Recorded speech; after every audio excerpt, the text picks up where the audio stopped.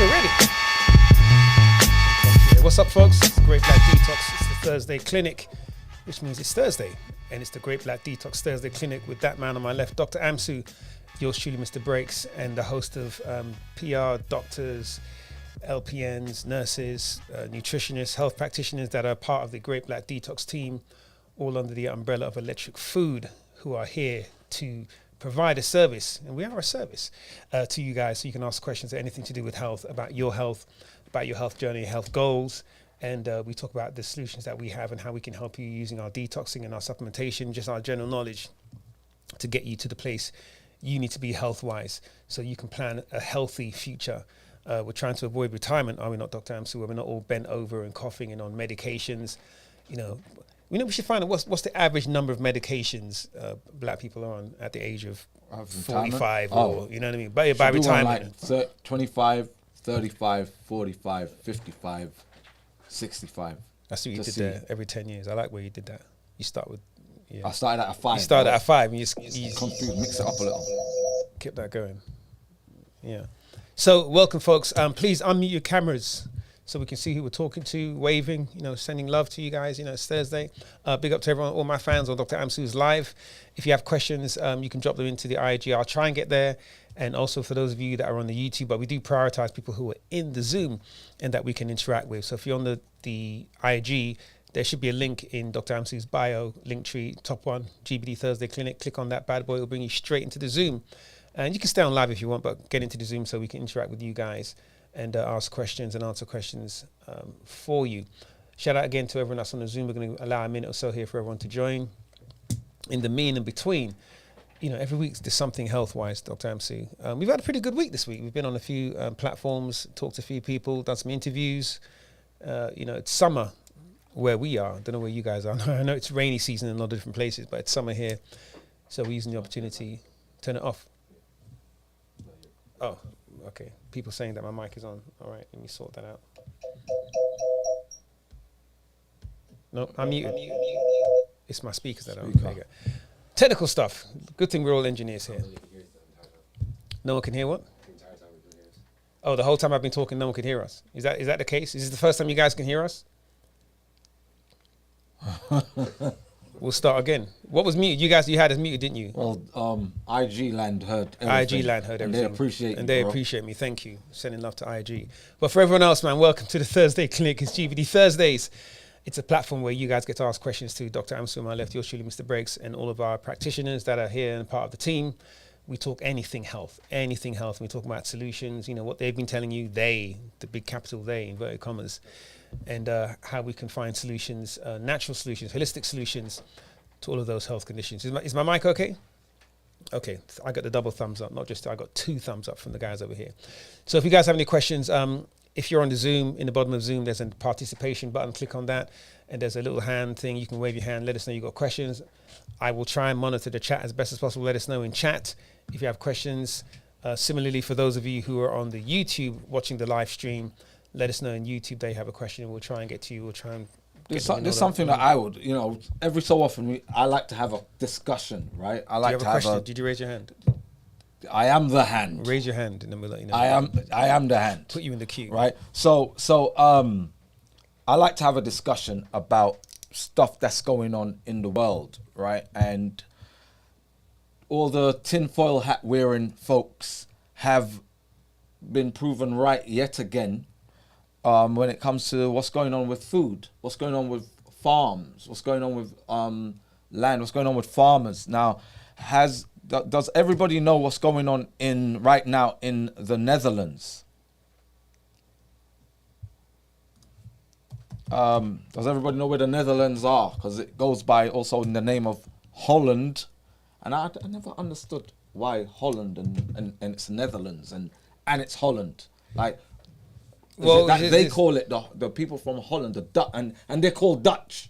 So it's Holland, Netherlands, but they're called Dutch. It makes no sense. It's right? okay. It don't make no sense. It's like, anyway, Karen. Right? But anyway, right now in the Netherlands, the Dutch farmers are protesting and they're like attacking Parliament and spraying manure onto the walls or the front gates and on the front walls of their parliament, because they're basically forcing Dutch farmers to stop using pesticides, right, and to go natural.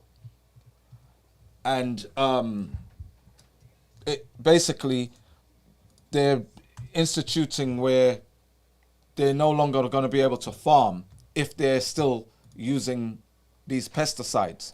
So the farmers are saying, well, we can't survive, our crops will fail and whatever without these pesticides and also fertilizers. So it's not just pesticides, it's also fertilizers.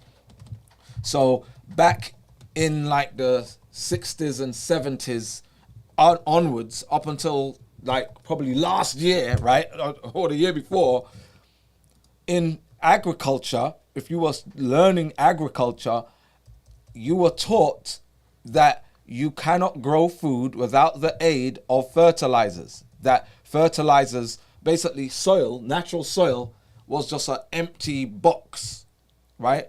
An empty box, not having any kind of life or any kind of ecology of its own, right? Similarly now, we're being told that we can't fight viruses without the aid of vaccinations. So there's this phenomena called chemical agriculture, right? Which is pesticides and fertilizers. You can't do anything. You ain't gonna be able to grow crops. They're not gonna be able to sustain themselves. You know, they're not gonna be able to survive without the aid of companies such as IG Farben, companies such as Monsanto, right? And we've all heard scary stories about Monsanto, but Monsanto isn't the mother company. The mother company of Monsanto is, as I just stated, IG Farben. There are other chemical farming companies or chemical agricultural, pharmaceutical, chemical companies that are in the world. But among those, like the greatest ones, the biggest ones are like IG Farben. IG Farben were instrumental in the Holocaust, right? In Nazi Germany and throughout the Holocaust and with chemical warfare. And they basically made, and I'll, you know, what the words that just, the FT, I thought of FT. What's that? You could... The F ton of money, right? But they made a whole load of money, right? Billions from providing chemical weaponry to the Nazis during World War II. Now, this same company became household, if you will, for chemical agriculture. Like the same chemicals they produced to kill, they transformed them into, all right, we're going to use these to kill pests and to kill weeds and to help with fertilization. Where you had people talking about nature, that natural soil is the best soil, and they were being shut down, right? So during I think it's from like the 1600s till the 1900s, right? There were like about 9 million witches that were killed in Europe, right? Is everybody familiar with the witch hunt? All right, so the witch hunt, and it's funny, I'm talking to, and I can see one person nodding their head. Right? I'm looking at a blank screen here, folks. I want to see you. Can we see some people? I don't want to start calling out names such as Rosalind and Adiyinka and Astra and Sybil and Marva and Elizabeth and Camsidi and Carolyn and Dr. Keeler to boot. I don't want to call out names, but, you know, they're in front of me. But there was this witch hunt. Now, what did they use for witch hunt? They used Christendom, right? Mm-hmm. They used Christianity to go and do this witch hunt. And who were they killing? They were killing naturists. They were killing people who were saying, we are at one with nature. We need nature to sustain itself. And they basically, over the length of 3 centuries, they killed 9 million people in Europe. Now, we already know in Africa, anybody who's an herbalist, what's the term for an herbalist in Africa? Probably jujuist or what do you mean, like witch doctor? Witch doctor, yeah. Right?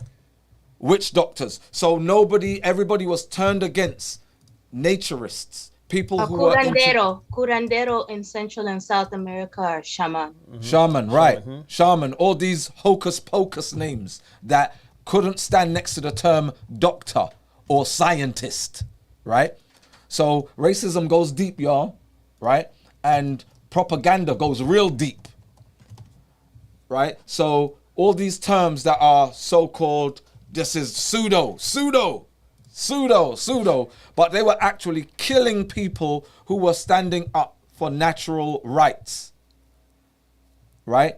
And in the early 1900s, that's when the Carnegies and the Fords and the Rothschilds and a whole bunch of folk got together to take over the medical industry. It went from being medicine into medication. They started producing pharmaceuticals, and the whole purpose was to patent molecules, to isolate molecules, reproduce them and patent them.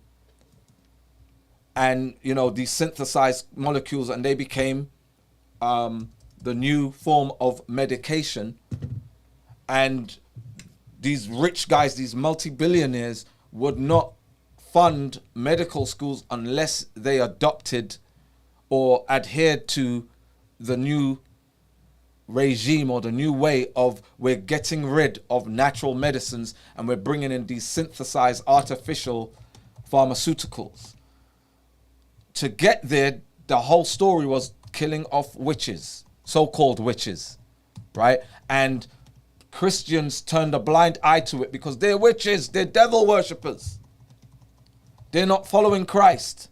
So there was a justification, but part of a big plan.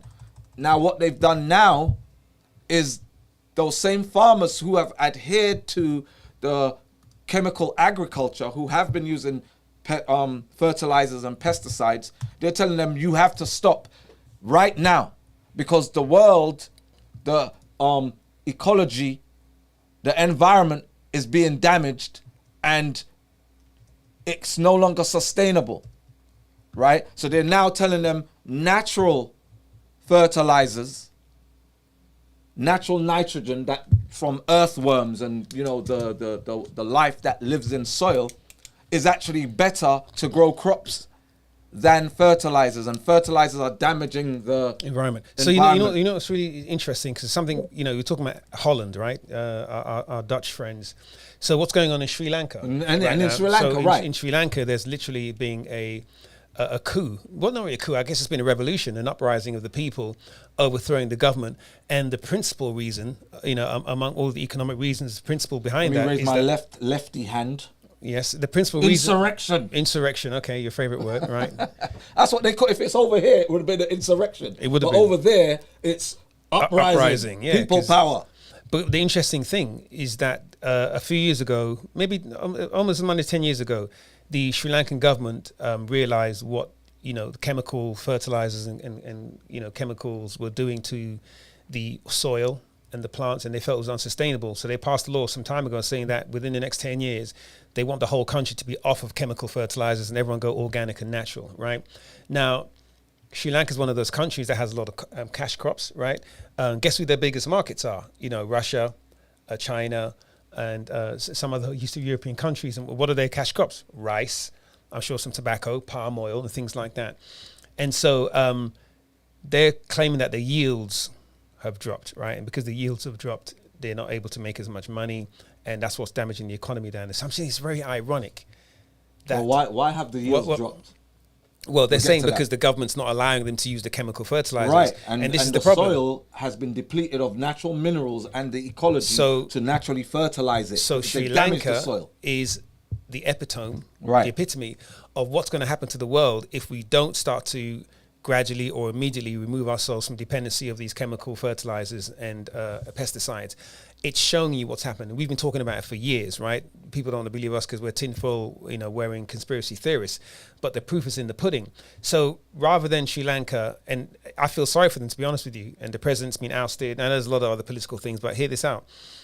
Imagine if that country successfully moved away from chemicals and went organic and natural, and everything was worked out properly. But the problem is that they weren't able to do that transition. I have my own suspicions that, you know, certain corporations and companies and maybe even whole, you know, Western, you know, countries may be working against them. I think they're in debt to, I think, was it Black Castle? One of them. Of course, probably to trillions, right? Right. You know, and so, you know, and this is where we're at. You know, I think they've got something, their surplus, there was something like $25 million. That's all they've got left. Or $250 million is all they got left in foreign currency. And remember, they used to trade, they used to bank dollars because they were selling their products to the open world. So I think it's a very sad, twisted irony to this whole thing, that we want them to go natural, but because of market forces, this is what's happening to countries like that, to the point that the people here's the uprise. thing. All these small farmers to medium-sized farmers, right? Your working man, they and women. All right, working men and women, right? Farmers doesn't have a gender. And underage boys. Right? Right. They're dependent on chemical fertilizers. They're absolutely dependent.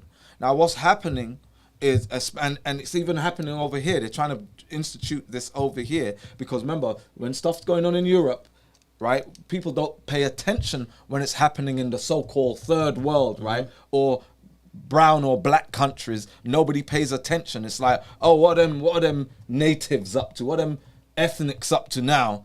We don't really care. And we as black people who live in the West, we don't really pay no attention to it. As long as, we're all right, Jack. We're doing okay. But when it starts to happen in Europe, we start to feel a little uncomfortable, like, hey, what's going on? So what's going on is the small farmers are being told, don't worry about the land, sell the land, right? Sell the land and get your money and go about your business. Don't worry about food because we can make artificial food. We can make food in labs now, right? So all people who are buying Beyond Meat, Impossible Meat, right? Who are vegans, who are like, I'm plant-based, you're actually eating lab food. It's not grown in the sun. And you know another thing, Dr. I'm making a point. Go ahead. Right? Get to it. Who are they selling their land to? Right. So farmers are selling up their land, and then the same billionaires or oligarchs who force them, whose families and legacy force these people into fertilizers and that, they're the ones who are now amongst the group who are buying up all the farmland. Who's buying up all the farmland in the United States right now? Chinese. No. Russians. No. Jamaicans. Ban up the land in Brooklyn. But no, right? Bill Gates. Bill Gates, do your research. Bill Gates has been buying up thousands upon thousands of acres of farmland. Farmland that was sold by these mini farmers, right? Mini to medium-sized farmers who could no longer sustain their business, right?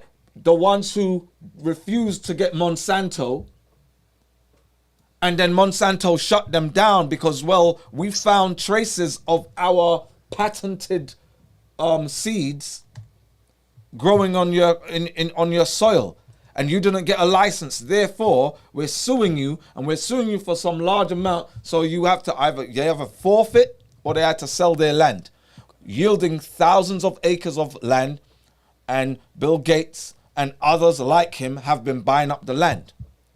So there's a land grab going on. And what are these guys going to be doing? They're going to be producing natural food without fertilizers. So right now, when you go in, remember we were in Kroger's the other day, right? And it was funny because one of the signs in Kroger said plant-based beverages. Plant-based beverages, like juice. So what's OJ? What's orange juice? Is it organic? Right? Yeah. So they got plant-based beverages and they got this leaf.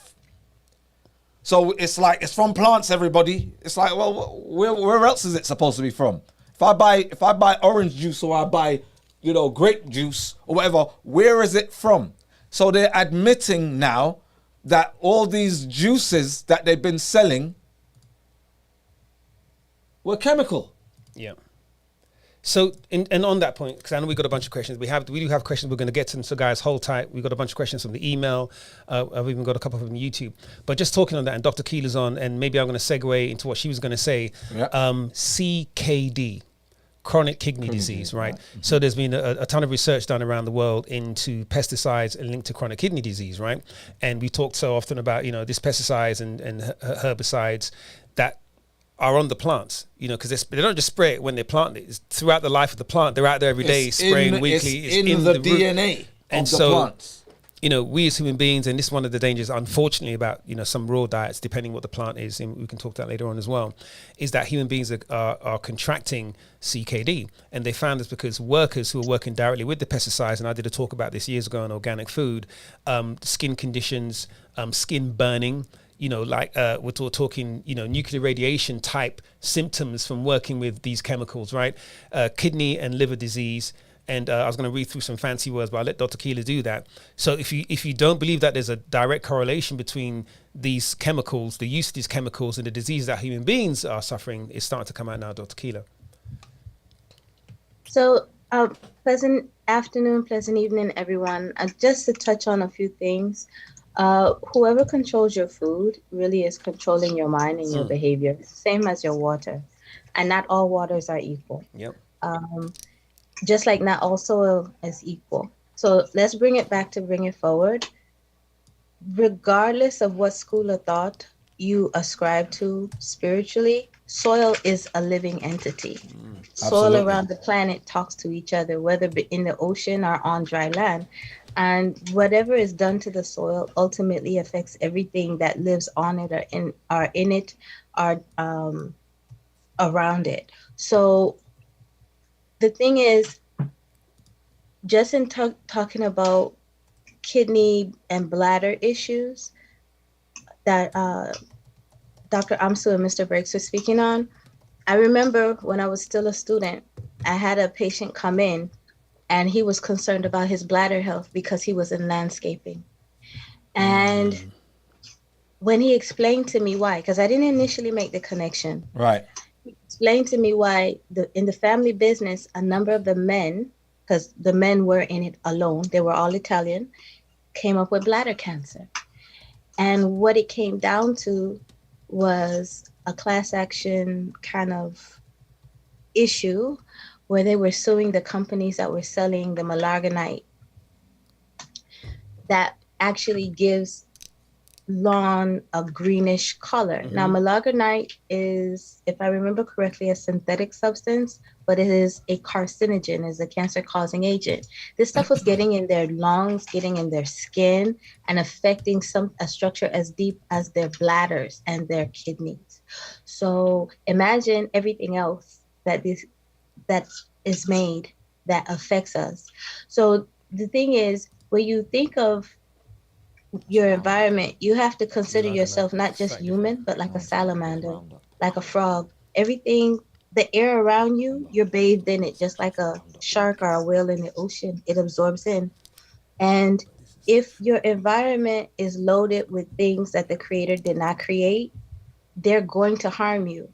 In the garden, before the garden, there was the soil, and the soil is a living entity. If you kill the living entities in the soil, you can look this up in Genesis. Please do not take my word for it. The creator spoke to the soil to bring forth life, and then he brought us out of the soil. And then he put us in a library called a garden. Okay, we call it Garden of Eden. I don't know what it's called in other languages. Jamaica. But yes, Jamaica. Yes, that's about right. I gotta agree with you.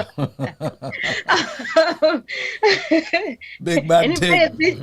Anybody that's been to Jamaica knows exactly what he's saying. The whole place is a library. The whole earth is a library. And if you burn your books with chemicals and you burn that which your books grow out of, how are you going to be well? And it affects us in such ways that a lot of times people look at people who are considered attractive and don't know that they're actually quite unhealthy. And when you see people who are attractive, who are truly attractive, they're usually attractive on many levels. And it's oftentimes the things you can't see. So it's the smoothness or the softness of their skin, their breath, their natural fragrance, the sound of their voice. You can actually change the sound of one's voice just by what you eat. If you're eating mucus producing foods, you're going to have a raspy voice. If you're eating foods loaded with estrogen and you're a man, your voice is not going to achieve the potential it's supposed to have. And if you're a woman, it's going to develop improperly. So this thing with food and farming is not a small thing. It's a very big thing. And when you add water to it, you're talking about a level of combat that most people cannot conceive. And I'm being very choicy in the words I say. There are many ways. Keela, I'm going to just say it. Enemy, not an enemy. Chemical warfare. Right. And so as a result, when you think about food, you have to understand that food is supposed to be used for good. Anytime it is transformed into something else and is repurposed, it may look the same, but its function is different. It is no longer for you, and it's no longer food. It ain't food, blatantly. And this is the thing, going back to times of antiquity, right? If you didn't want to go to war to get rid of a king or a queen or whatever, you would poison them, right? And so the whole thing when it comes to food, we have to be very vigilant, and we've become so complacent. We put anything into our bodies. We no longer read labels. There are, how many people are regular on these calls who go and they buy foods. They go and buy the processed foods. Mm-hmm. They go and buy, canned stuff and, but I ain't gonna diss anybody for bottles. But one of the things we always say is always read the labels. Always. And that's when we start eating out, you have to assume that you've now put yourself at risk of some form of contamination. And we're so distracted by celebrities and influencers and what's going on in their lives. And, this latest scandal with Hunter Biden and what was on his laptop and the war in Ukraine and whatever, we don't think about other factors in our lives which are being manipulated to force an outcome on us of illnesses, which then feed back into the pharmaceutical companies. So there's been a wealth transfer, everybody, a massive wealth transfer over the last 2 years. This isn't a conspiracy theory. This is absolute fact, statistical fact, that all aspects of our lives have been taken away from us. Matter of overnight, due to health situations. Now we're dealing with food shortages.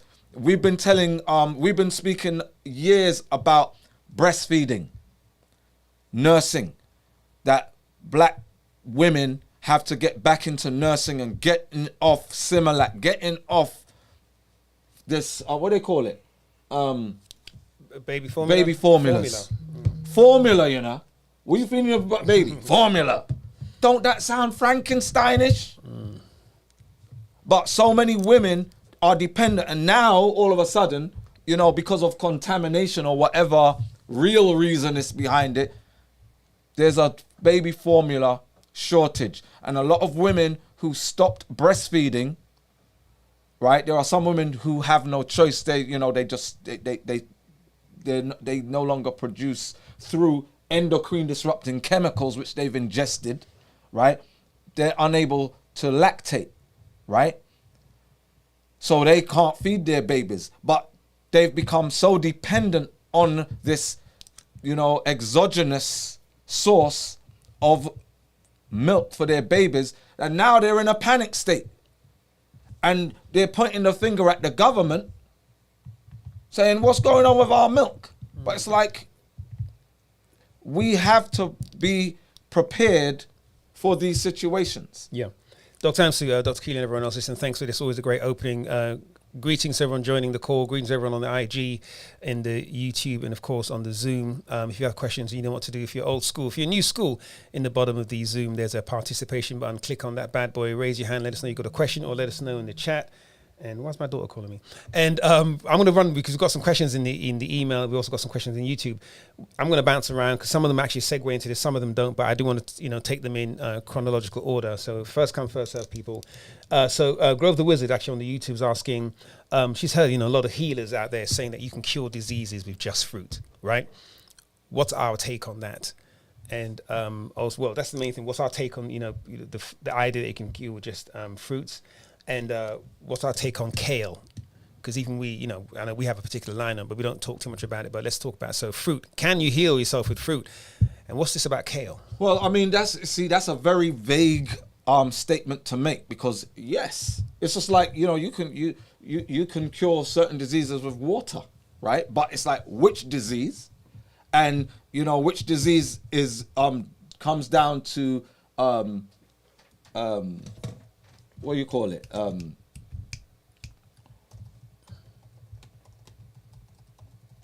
When you're not hydrated. Oh, when you are hydrated. No, when you're dehydrated. Dehydrated. That's the word. Right. Alzheimer's My is brain, one of them. Right. Alzheimer's so is dehydration. Right. There are certain diseases that are caused by dehydration. So drink some water. Right. But it's like, what diseases and what fruits are we talking about? So you can't, all right, so I've got a disease and somebody says, well, if you eat fruit, you'll be all right. So I go and grab me an orange. I'm just going to eat oranges this week to see if that's true. And then I'm still sick at the end of the week because I ate oranges and the illness that I had did not require the properties of oranges. So I think, So there are great healing properties in fruits, in different fruits, different healing properties, different chemical constituencies that are in different fruits. And it depends on what ailment you have that is going to determine whether this fruit can heal it or not. So it's just like, a lot of people talk to us about CMOS. Like, yeah, is it true that CMOS is good for you? Yes, it's great for you. But it's not everything you need. So the reason why somebody like myself, an herbalist, I study and I research and I know what's good for different ailments, and I put formulas together. I take different plant-based substances or ingredients and I put them together for specific outcomes, for specific conditions and diseases. So I won't tell somebody that, right, you got a cold, all right, eat some blueberries, and that's going to take care of it. Because what strain of rhinovirus do you have? Right, it's more complex, isn't it? It's more complex. So when we try to simplify things, and there are people who will take things right down to the simplest term and think, that's all I got to do. No. And there's other aspects to it as well. Sometimes you need water. Sometimes you need to add, different forms of sodium to a concoction to help you, right? Because sometimes you might have something where you're depleted in electrolytes. So you need to raise your electrolytes. But your raising of electrolytes is going to make it easier for you to now take other substances that are going to actually remedy you. And we also have to be mindful of the fact that a lot of the fruits you get today now do not really contain the nutrition or the nutrients that you need anyway, from Jamaica, right? Or aren't they? Yeah, you don't Jamaican fruits, mate. I tell you that. Even they import. Don't they import fruits No, from not Antigua? everything come from Jamaica. Everything. But so Dr. Amsu and Grove. So I think in from a high level, I think if the question is, do we have alternatives to allopathic medicine? The answer is, of course, bloody yes, right? Right. Is just taking any fruits going to do it? No. There has to be some knowledge behind it, right? It's like CBD oil, right? So over the last few years, over the last 5 years or so, CBD, I got aches and whatever CBD. Yes, there are very powerful properties in cannabidiol or cannabidiol. The various strains of it, of course. Right? Mm-hmm. There are different strains of it, but there are medicinal properties within cannabis right? And there's like 112 of them. But the focus has been on CBD. So somebody is extracting CBD and then selling it at some crazy prices, right? Depend on the concentration of it. And it's like, yeah, it's like a cure-all, but it's not a cure-all. It does have, it's like, it's the classic allopathic medicine type of situation where something has been isolated from a plant and reproduced. And it's like we found that this particular property has anti-inflammatory properties or effects, anti-inflammatory effects. So therefore, this one thing is what you need. Whereas no, the whole plant is good for you, right? Now, and then we have to start dealing with, okay, is this natural or has it been genetically modified? Right? And when we start dealing with extracts, we start to lose some overall medicinal properties when we start to extract this and extract that. So even in my world of purchasing herbs, right? Mm-hmm. There are people who sell extract 5-to-1, extract 10-to-1 or whatever, and there are other emulsifying agents that are placed in the actual herbs, and it's like, wait a minute, I don't want that. Give me the dried, the dried plant that's been crushed. I don't want no extract. I don't want none of your emulsify. I don't want your added properties to it. What is that? Baking powder you're using or sawdust? I don't know. So we have to be careful when we start dealing with things like CBD. That yes, there are healing properties, and yes, it has helped a lot of people with aches and pains. But when it comes to root cause of diseases and what your body actually needs to facilitate cannabidiol or whatever, we need those ingredients in our diets too. Indeed. And great answer. Dr. Keela, did you want to add something quickly to that before we jump on to the next question?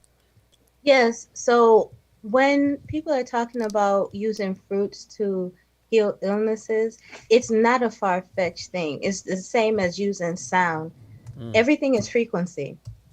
And so just to back up a little bit, when everything that is living has a certain frequency to it. Trees, different parts of trees, the roots have a different frequency from the bark has a different frequency from the branches has a different frequency from the leaves, the flower, and the fruit, okay? When you are talking about correcting things that have gone awry, you're basically talking about changing frequency. Water has its own frequency. Even things that are not living have a frequency, or they can resonate at a frequency. The thing about it is when we eat natural foods made by the Creator, we are literally eating light made flesh that is frequency. And so I know it sounds to some people who don't have a background in physics and chemistry or physical chemistry, which is the merger of physics, chemistry, and biology. But these are the things that are done in the lab all the time. You can literally take certain molecules, expose them to light once they're in a particular cell, and destroy that cell. You can literally take, and when I say chemicals, I mean nature made, okay? You can literally eat certain things that to a normal cell will bolster its health, but to a cancer cell or an infected cell will absolutely destroy it within 24 to 72 hours. So what they're talking about, what Mr. Breaks and Dr. Amsu are talking about, are the things that you don't hear published in the news, are the things that you, unless you read a medical journal and you have background into the language of that field, can be very hard to grasp because it sounds like sci-fi. But even sci-fi is based off of science. Mm-hmm. And science is based off of creation that the Creator made. So you don't necessarily need something man-made to fix a man-made problem. You need something Creator made to fix a man-made problem. And so that's why they stress so much. I know you may be tempted when you're stressed. I know you may be tempted when you're anxious or tired to go for this or that unhealthy thing. Don't do it, because you're giving your body the wrong code and it will destroy itself. Give your body the nutrients they need. The salts he talks about, the plant extracts that he makes, that he talks about, that is light energy in liquid form. It communicates information electrically and chemically. And anytime you're communicating information electrically and chemically, you're also changing the electromagnetic field that the cells emanate. So the right things get attracted in, the wrong things get expelled or repelled. I hope that helps. Absolutely, absolutely, and I think again, just to from layman's point of view, just to solidify a lot of things. I think a lot of what's going on today in the world, Dr. Amsu, Dr. Keela, and everyone else on the call, is that we're starting to seek validation for things a lot of us have actually known or we've heard. It's an old wives' tale, something your granny used to say. But our mums didn't pull science. Your mum wasn't pulling white paper. She just told you don't do that because empirically she knew through evidence of the elders over time that thing is bad for you. But we grew up in a time where we need proof and white paper. So here we are. The white papers are coming out. The studies are being done. And this is what we've been talking about for a long time is coming to fruition. Guys, I'm going to move on. We've got other questions coming in. I've got another set of questions from the email. Astra Coleman, I'm not sure if you're on the call. If you're on the call. Astra's on the call. Astra, reveal yourself. We had a number of questions here. You want to read through them or you want to come on? Come on the call, Astra. Unmute your camera and your mic. I actually already answered them. You answered them? Okay. But Astra, if you want to ask those questions for everybody. Astra, don't be shy now. She's shy. Look, she doesn't want to. We're going to have to sing to her or something. Lullaby or something. So whilst Astra is unmuting her camera and her mic, hopefully she's probably putting on a scarf or something. Don't worry, we're messing with you. Question, how soon after giving birth can you start the detox? And I think Astra must mean the GBD 14, I would assume. We cannot assume, because when you assume... anyway... You're going to answer the question anyways. No, I answered the question, which was, it depends on which detox. Right. Because the detox, are you speaking about the liquid fast? Because I wouldn't recommend doing the liquid fast right after birth, because it's giving birth is an exhausting exercise, right? It's an exhausting phenomena, and you need to replenish, you need rest, and you need to recover, right, from giving birth. And I know in Western medicine, women, the day after they give birth, it's like, all right, thank you, you're gone.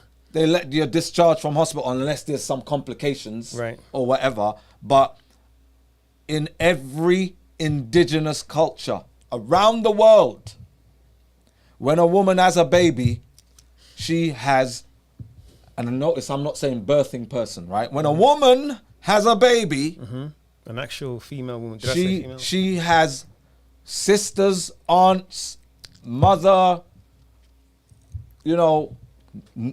cousins, female cousins and whatever, to help her recover, help her with the child, looking after the child and helping her, nurturing her back to full capacity, right? And a woman who's just had a child, it's a stressful time if they're doing it on their own, extremely stressful, right? And this matter of mental health that we're always discussing, right? It's very damaging, and it can be very damaging after you have a child to go straight back, jump back on the wagon immediately, that you're back on, dealing with everyday problems while you also have a child that you're nursing, right? But getting back to the detox situation, I recommend intermittent fasting. I recommend either the Great Black Fat Detox, right? Because during pregnancy, there are higher levels of estrogen, and in particular estrone, right, which makes women gain a bit more fat, right? So the Great Black Fat Detox, it's not just for people who are obese. It's also to help maintain or to recover metabolism that may have slowed down during gestation, right? During the pregnancy. Or we have the 30-day fruit fast, Great Black Detox 30-day fruit fast, where fruits, especially bitters, bitter fruit, which is citric fruit, and, you know, cirrusy, bitter melon, right? Which in the islands, in the West Indies, in Africa, what they call cirrusy in Africa? Alaguntugun, the spiky fruit that we call Yeah. soursap and all that. So- yeah, no, they not both in soursap. Africa, but I mean, Bitters. we have all different types. Bitter We have melon. so many Fair enough. bitters. Yeah, we have tons of bitters, but yeah, Right. yeah. But the most bitter fruit in the world is cirrusy, right? Or cirrusy, as we say, right? Someone asked a Bitter question melon, about that, yeah. right? And it helps with your metabolism. It helps with your gut flora, right? Your digestion is absolutely great. And I know, Dr. Keeler, you had a nice breakdown about bitter foods and what it does with the microbiome of the mouth, and how that correlates to the microbiome of the stomach, and how it correlates to the enteric nervous system. Bitter foods, and one of the worst things about the West, and especially United States, right, is the amount of sugar that we consume, right? There's so much sugar. Everything's sweet. Everything is sweet. They add sugar to everything. Stuff that ain't even supposed to have sugar in it's got sugar in it. You got sugar in sugar-free stuff, Yeah. right? And there's large amounts of it. So reason why we tell people always read labels is because check out how many grams of sugar Right. you just bought. Indeed. Moving on. Sticking with Alexa, in fact, she had another question. I know you've answered these on the email, but I just want to share this with the general public as well. So how can you deal with recurring or recurrent yeast infections? All right. Again, I just was talking about sugar, right? So yeast thrives. We talk about culture, right? The culture of yeast is sugar. The culture of yeast is also estrogen, right? So, again, those estrogenic foods, those estrogenic substances that we put onto our skin, there are female, what do they call them? Female products. Female hygiene products, you Hygiene mean? products, right? They will lower they will increase your vaginal pH, right? So it depends on what your practices are, right? With sex toys, your practices, your personal form of contraception, like IUDs or the coil, right? Where you have copper IUDs, which absolutely jack up your pH, right? Then you got the hormonal ones, which absolutely jack up your pH, leave you susceptible to not only yeast infections, but also bacterial vaginosis or vaginitis, right? Again, sexual partners. You got some dirty man that's out there that come home and, will jack up your pH because of his unhygienic practices. There's a lot of men don't wash their hands. I'm going to say something here. You're going to call BS. Listen to me carefully. I'm trying to say this without sounding crude. Wash your hands before you go. There's a lot of men that don't wash their hands before they go. They wash their hands after they go. Some don't even wash their hands before or after, right? You're out there working in the factory, you're out on the road, you're on the tube, you're on the train, you're rubbing your hand on the escalator, you're patting down dogs and doing all kinds of nastiness. Then you go to the restroom and whip it out and have a go, right? And you didn't wash your hands. You've just transferred that all of that. Do you see what I mean? And so even just basic hygiene. But Alexis, something that we've talked about, and just to reiterate again, about habits, and about knowing yourself, knowing what you do, and about maybe investing in an app or a notepad and write down things about your diet. Because you're having a recurring problem. There's something you're doing recurringly. Is that a good word? We just made it up. That is causing that. So you need to make note of all of your habits. As Dr. Ams is saying, everything from your personal hygiene down to what you eat. Then you got to use the FODMAP approach, right? By starting to take some of these things away, starting with the obvious, the sugars, the sweet things, starting with anything that you insert into yourself. And when you eliminate those things and then you introduce them one by one, of course, in order of the things that you need, chances are you probably don't need a lot of the sugary substances, right? You will very quickly pinpoint what it is that's causing the infection. Do women still douche? Do y'all still douche? They still sell them in Walgreens, I know. Hey, this guy's laughing over here. This guy's like, grow up. Whatever, mate. These college kids. Right?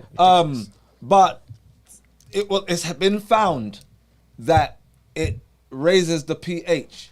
You need a acidic environment in your vagina to keep infections away.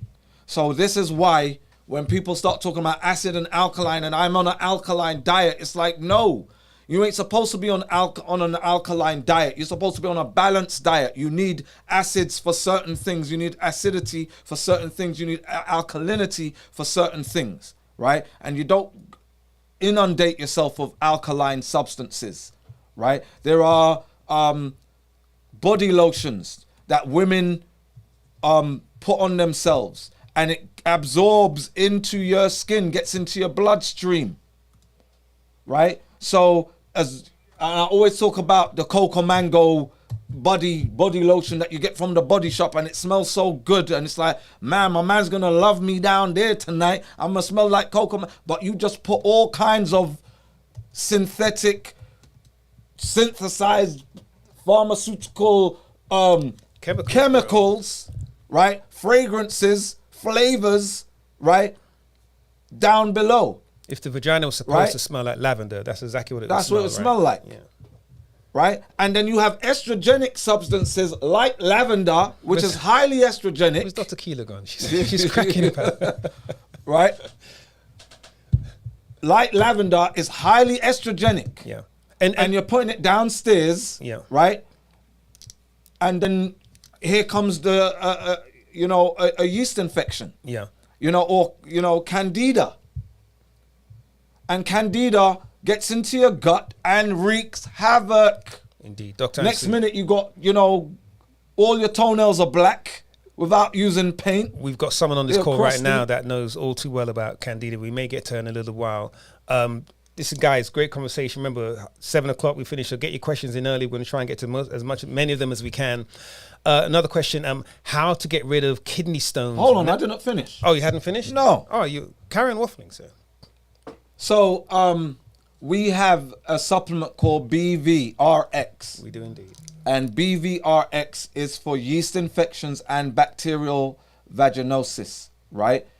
It's to get to those bacteria and fungi, which are pathogenic microbes that will get into your body and set up shop and go forth and multiply, right? And make you extremely ill and cause you to itch, cause you to cause inflammation, and can get very serious very quick. And we also have a supplement called Paraphyte, which is about parasitic infections. And these are specifically, whenever you have any form of situation going on in your body of a parasitic infection, it usually sets up in the gut, right? So the first place it's going to try to neutralize is the gut. All right. So digest is also a supplement that goes along with those two. So there's BVRX, there's digest, and there's Paraphyte. And from the inside out, but at the same time, don't be douching. Don't be doing any, we don't like the yoni, what do they call them? Yoni balls? Mm-hmm. Or yoni something or another, right? Yoni steams, which mess with the pH, right? So Indeed. keep it tight. Indeed. What was that question again? Yes, second question, following on. So, how to get rid of kidney stones naturally? All right. So, Dr. Keeler, I'll have you deal with this, and then I can come with what we have as a remedy. So when dealing with kidney stones, you really have to be mindful of the pH in your digestive tract and whether or not you're consuming a, a, a proper balance of calcium. But I have to back up. When we're talking about kidney stones, everything starts digestive because it is in the stomach and in the particularly in the intestines that we are absorbing three minerals: phosphate, magnesium, and calcium. When we eat leafy green vegetables, uh, a lot of them carry a thing called oxalate, which is a type of mineral that if you're not eating enough calcium or you're not producing enough stomach acid, it's going to set you up for kidney stones. Okay. The good thing about eating a lot of dark leafy greens is that they already come with the calcium to balance out the oxalate. And if you're producing stomach acid like you're supposed to, those things will stay soluble more in like liquid form. When you're going through the kidney is an organ that basically keeps minerals in balance and acids. And if you're out of whack with your acidity, you're going to develop the kidney stone. So that means you end up having to consume certain fruits and vegetables that have a slightly acidic nature to them. So like certain citrus, cranberry, things like that. And they do two things. Understand when the creator makes things, he doesn't make things for one purpose. He multitasks. So anything that is natural, that is fruit or veg and naturally acidic, is going to break down the membranes of microbes and literally dissolve them so they can't attach to organs um, and eat your cells and eat the nutrients passing through organs. And, because all bacteria are like people. They eat, they have sex, they multiply. That's them. That's what they do. When you're eating the right foods, you're not going to have multiplication of the bacteria. Also, it makes the inside of organs slippery enough where they can't bind. Also, the acids keep the minerals dissolved so that they don't start precipitating, solidifying, so you don't get the stones. That's the simplest way I can put it. I hope it helps. And also, just to add, so a lot of, especially women, right? And I don't want to pick on women, but a lot of women who have digestive issues, what do they get prescribed? Or what can they buy over the counter? What are they called? Antacids. Antacids. And what do antacids do? They neutralize acid. And jack up your lungs. And jack up your lungs, and also are estrogenic. They can cause depression, right? Right. So it messes with your hormonal balance, right? So antacids remove the acidity in your stomach, which is needed for digestion to keep that gut flora right, right? And what happens after time is kidney disease, kidney failure. And they don't tell you these things because a simple Tums, all right, go and buy some Tums. And then Tums equal, in 5 years, kidney disease. So you see these people and they'll eat all these greasy foods and whatever. And after they do that, it's like, let me just take some Tums or Alka-Seltzer, right? A lot of people, and they take antacids like routinely after food. That's just part of what they do. They eat and then they pop these pills, Again, so much of this is being normalized, and why we're trying to normalize the change in how we think and how we think about food. Definitely. Listen, guys, tons of questions. Moving on. And our remedy Let's do it. Our remedy, Let's do it. again, Kidney RX. You see that? Kidney stones, Kidney RX, kidney disease, kidney failure, UTIs. And that's another thing that a lot of women who suffer with UTIs, it started off with indigestion. And then you took antacids and then you ended up with some form of UTI. UTIs don't come from down up. A lot of the times it starts from up down, meaning something you ate, right? So Kidney RX, get some of that with some digest. Indeed. Okay, putting those links into the chat, guys, so you can grab those. More questions. So the couple of questions I think we've actually answered. One was on which fruits are considered bitters. You know, we talked about. We can come back to that if we have some time later on.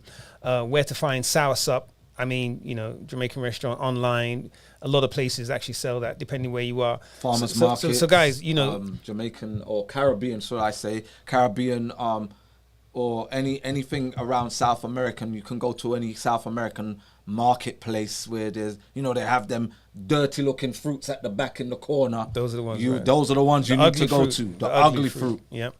And we really got to start asking people where they live, where you're from, because it really does depend. It really does matter where you live in this country, where you live in the world, as to your access to certain things as well. So Google it as well, yeah. Googleization and see, is also big. soursop near me.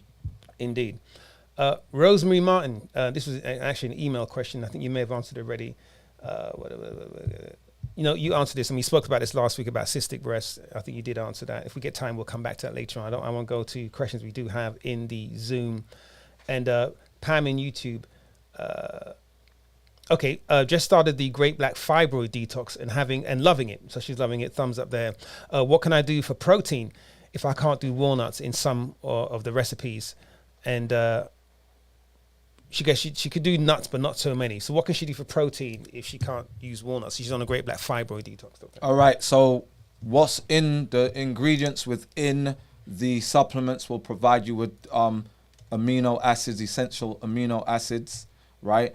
Also, things like raw pumpkin seeds, things like cauliflower, things like jackfruit, coconut, mangoes.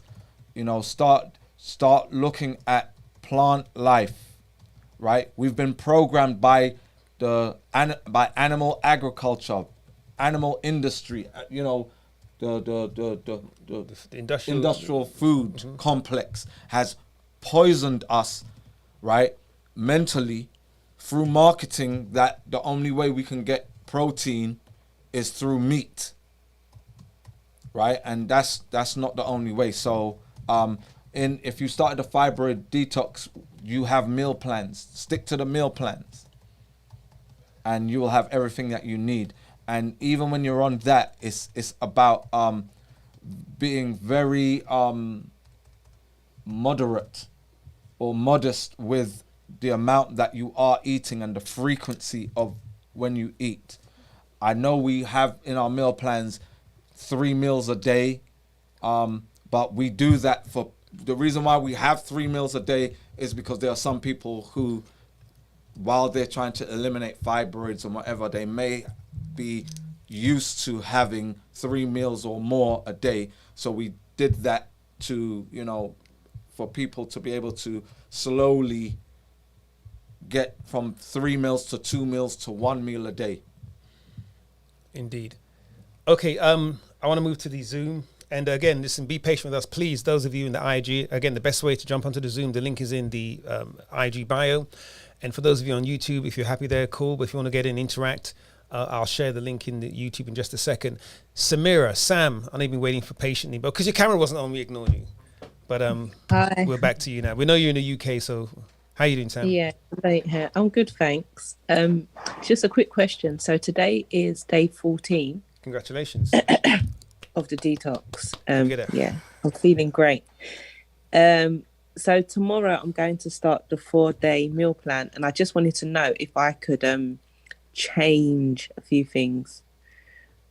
What do you want to customize? You want to add bonbons and No. Mr. Kipling's apple pies to your... Can I change the watermelon to, I don't know, strawberries? Cantaloupe or something? Kiwi. Kiwi. Yeah, don't do. I'm not a fan of strawberries. Okay. I don't trust them. I don't trust strawberries, especially if they're nearly the size of a fist. I bought some organic strawberries the other day, right? I got home, I kid you not, so I bought 2 packs because I was going to make them smoothies, right? The second pack, it's like someone's gone in and turned them upside down, but they were already starting to mold and not wither. Yeah, They find that grow as well. beards. Do you know what I mean? I have to Right. go and edge them up. Do you know what I mean? So they weren't organic. What are we talking about? You edged them up. What? You took the mold off and still? No, they're growing beards. I feel like I should go in and give them a line up. Did you still nyam it though? No. You know he still nyam it. I gave it to my daughter. Give it to your daughter. Right? So this is the thing. Even when you buy organic strawberries, usually they're lying. Right? And strawberries always seem to make the dirty dozen list. So Yeah. if you don't know what the dirty dozen is, right? So every year the agricultural produce industry produce a list of the foods that over the course of the last year were more contaminated or had the greatest amount of pesticides and fertilizer chemicals that messed with them. Basically, that they're contaminated, right? So they call this list the dirty dozen. So it's the 12 worst produce that are grown conventionally that are most contaminated and most dangerous to consume, right? And strawberries always make the list. So I haven't even checked this year, 2022, but I'm sure No, strawberries will be on. the strawberries have been really, really bad this year. Yeah. Right? So even when you buy, wild strawberries are the best because those are the tiny little ones, Yeah. right?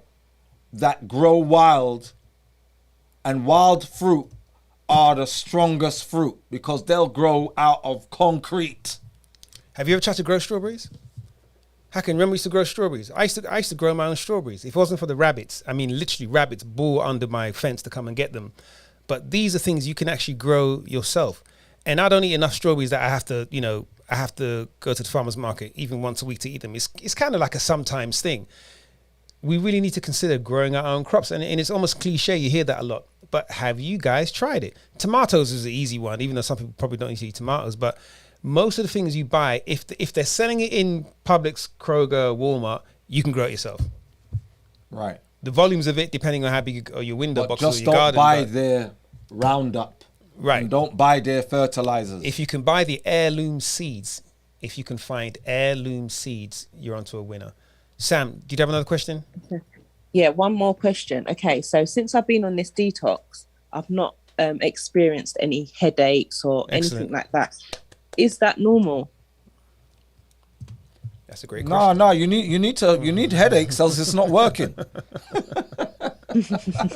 No, because I did the detox last time, didn't I? Yeah. With the fibroids, Yes. and I had all the experiences. So I'm now wondering, has all the toxins left my body? So when I'm detoxing now, I'm just like, I feel like I can do another 2 weeks. There you go. I'm sensing that over the last week you've used at least 3 swear words, so I wouldn't say that all toxins are out of the body yet, right? We're always ingesting toxins, right? But you're better.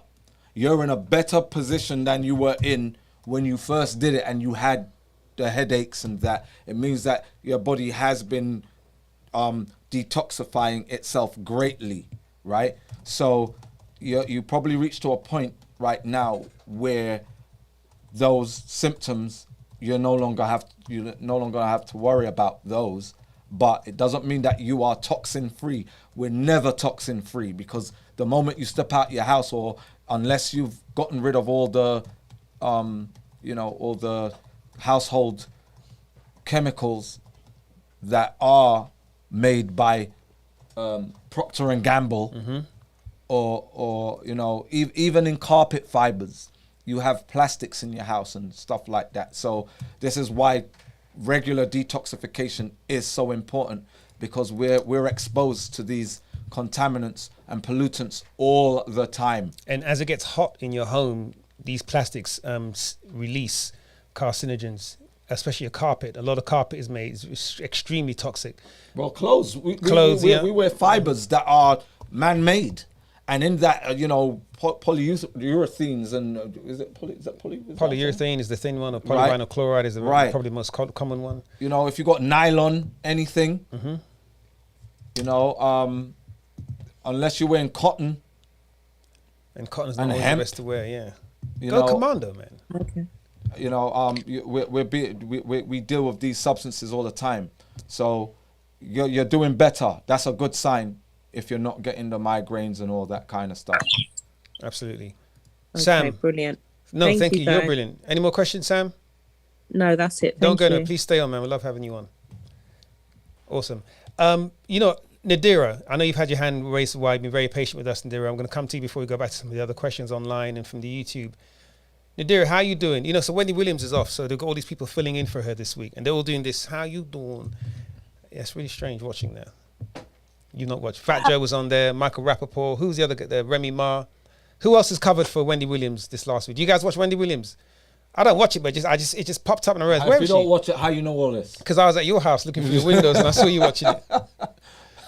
Nadira, how you doing? I'm doing good, doing better. Excellent. That's what we like to hear. Doing better. Wait, you just sniffed after you said doing better. What's going on? Uh-oh. I'm having a little congestion. You know, as you know, I had COVID. Yeah. So only thing going on is a little nasal congestion still. Yeah, but I feel good. This is a question about I'm still going on my trip. I'm supposed to go to St. Thomas in a few days, and I was worried about sunscreen. I know on the it says on the list hemp seed oil. Is that good enough? Why are you making that face? All right. What do black people need abundance of? Especially black women. But I don't know. Some people still. I know some black people. Nadira, you just said I don't know, and then you said I know. Is it that you don't know or you know? Huh? Sun. So no sunscreen? No sun. Why are you gonna block the sun? Why? Okay, I don't know. They were saying I was just looking up Google sometimes, trying to Right. I was looking up stipulations like for over there, and they were saying like the sunscreen avoid the toxic O's or something about the coral reef and stuff like that. So I was, just trying to figure out what to do. All right. So no sunscreen. No sunscreen. No, put some oil on your skin and get out there. Some hemp seed oil or coconut oil. Cooking oil in it. Go out there and get a good sizzle. No canola oil though. Don't do it. Don't do the rapeseed oil. Don't do lotions. Don't do synthetic lotions that might catch a fire. Single in the ingredient heat. oils, shea, coconut. Dr. Keeler, can you talk to this though? Because one thing I will say though, right? Because what's happening increasingly, I guess, I guess we're getting lighter shade. We're getting used, living in colder climates. I think it's having an effect on the melanin, right? So when you do go to the hot climates, your melanin is there to help protect you from the sun and help you absorb more UVB so you can metabolize the D3 over time. Inhibits UVB absorption. Melanin does. Right, but the melanin's protecting you from certain harmful rays, right? However, black people do burn in certain parts of the body. So Dr. Keeler, maybe you can help with this. And Dr. Hampson, you said certain oils, right? So rather than coating your whole body with sunscreen, what natural can we use to just put on, like right here on the forehead or the shoulder blade? You might get exposed a bit, Dr. Keeler. Sometimes. Well, my shoulder. So the thing is, I would say I would approach it a little differently. When I say people of African descent, I'm not just concerning on the continent of Africa, because that's a vast landmass. What do richly melanated people around the equator do? Because they don't buy sunscreen. No. Right. Okay. I'm going to give you an example. Where my family is from, it's really close to the equator. We didn't hear about sunscreen until we came to the States. Yeah. It's what we ate. There you go. So the thing is, you have to feed your melanin. You have what, 48 hours or 2 weeks to get there, right? How many? 48 hours? 48 hours. Yes. Okay. So this is a thing. You start now. Ideally, it would have been better to start at least a month out. But this is what you do. You start now. Every natural foods are designed to bolster your melanin. In the next 48 hours, eat as much greenery, dino kale, as you possibly can. Eat raw tomatoes with extra virgin olive oil. Can you handle pepper? What are you talking about? Like cracked pepper, black pepper? Cayenne, chili, piri piri sauce, which is the original salsa. Can you handle pepper? No, it makes, well, I could eat a little cayenne pepper, but a lot of times peppers make my throat tickle and I start sneezing. Okay. So that may not be for you. The thing is, you have to increase your polyphenol load. Right. Your polyphenol load is the things that give plants color. Dr. Amsu covered this. Was it in the wintertime, Dr. Amsu? You touched on it when you touched on an author of a book that was talking about these things, little skinny book. The thing about it is, Melanotropic peptides. there you go, melanotropic peptides. You have to build your melanin reserves within your melanocytes, which are a type of skin cell that have machinery called melanosomes that pull in certain amino acids, particularly phenylalanine and tyrosine, into this structure called a melanosome. And that thing pumps out melanin like you wouldn't believe. And what that will do is, if you build your melanin reserves, when you get out in the sun, you will be well hydrated from your fruits and vegetables, which absorbs that water layer in your skin, helps absorb solar energy, because water is a capacitor, like a generator. The melanin will get released in response to UVB sunlight. It will bathe your cells, and you will have reserve on reserve on reserve of melanin to help prevent you from burning. So that's like your beta carotene, your orange, yellow, and reds, fruits and vegetables. But you also need your purples and your blacks. So like eggplant, if you can leave the skin on and not cook it. Blackberries, if you don't have any issues with iron deficiency. Things like that. Acai, which is a tropical fruit that's purplish black, or black apple, which has a black skin to it. And I mean black, I mean jet black. All of these things, they help your body, they give your body the building blocks to build your melanin reserves. Melanin is I'm actually doing a series on it. Melanin is so important to functioning of everything that if people knew how important it was, it would completely change what they eat, how they eat, and when they eat it. So in the next 48 hours, eat as much greenery as you can. When you get there, eat as much greenery and red, orange, and yellow fruits as you can. Make sure they're not GMO. I was about to say, sorry to cut you. I was about to say, when you get there, eat the locally grown fruits. Eat what grows there naturally, all the wild stuff, right? Eat that, because that's the best thing for you, is what grows there. Because the foods that grow indigenously are there for the indigenous people. So that's what you need to focus on. And the way to get that is not to eat at the hotel all the time. Exactly. So you have to, when you get to hotel, make really, really good rapport with the front desk staff, because they have their own network of taxi drivers who know the area, who can take you to the local market, and they know the best time of day and the best days of the week to go. That's what I did when I live overseas. I learned, when anytime you're in a new country, you learn the laws, the language, the lay in the land, and where the food and the clean water are. And so the people who work in concierge, because I worked in concierge before I went to school for medicine. They know where everything is. They know where you can get the best deals, the highest quality, the best day to shop.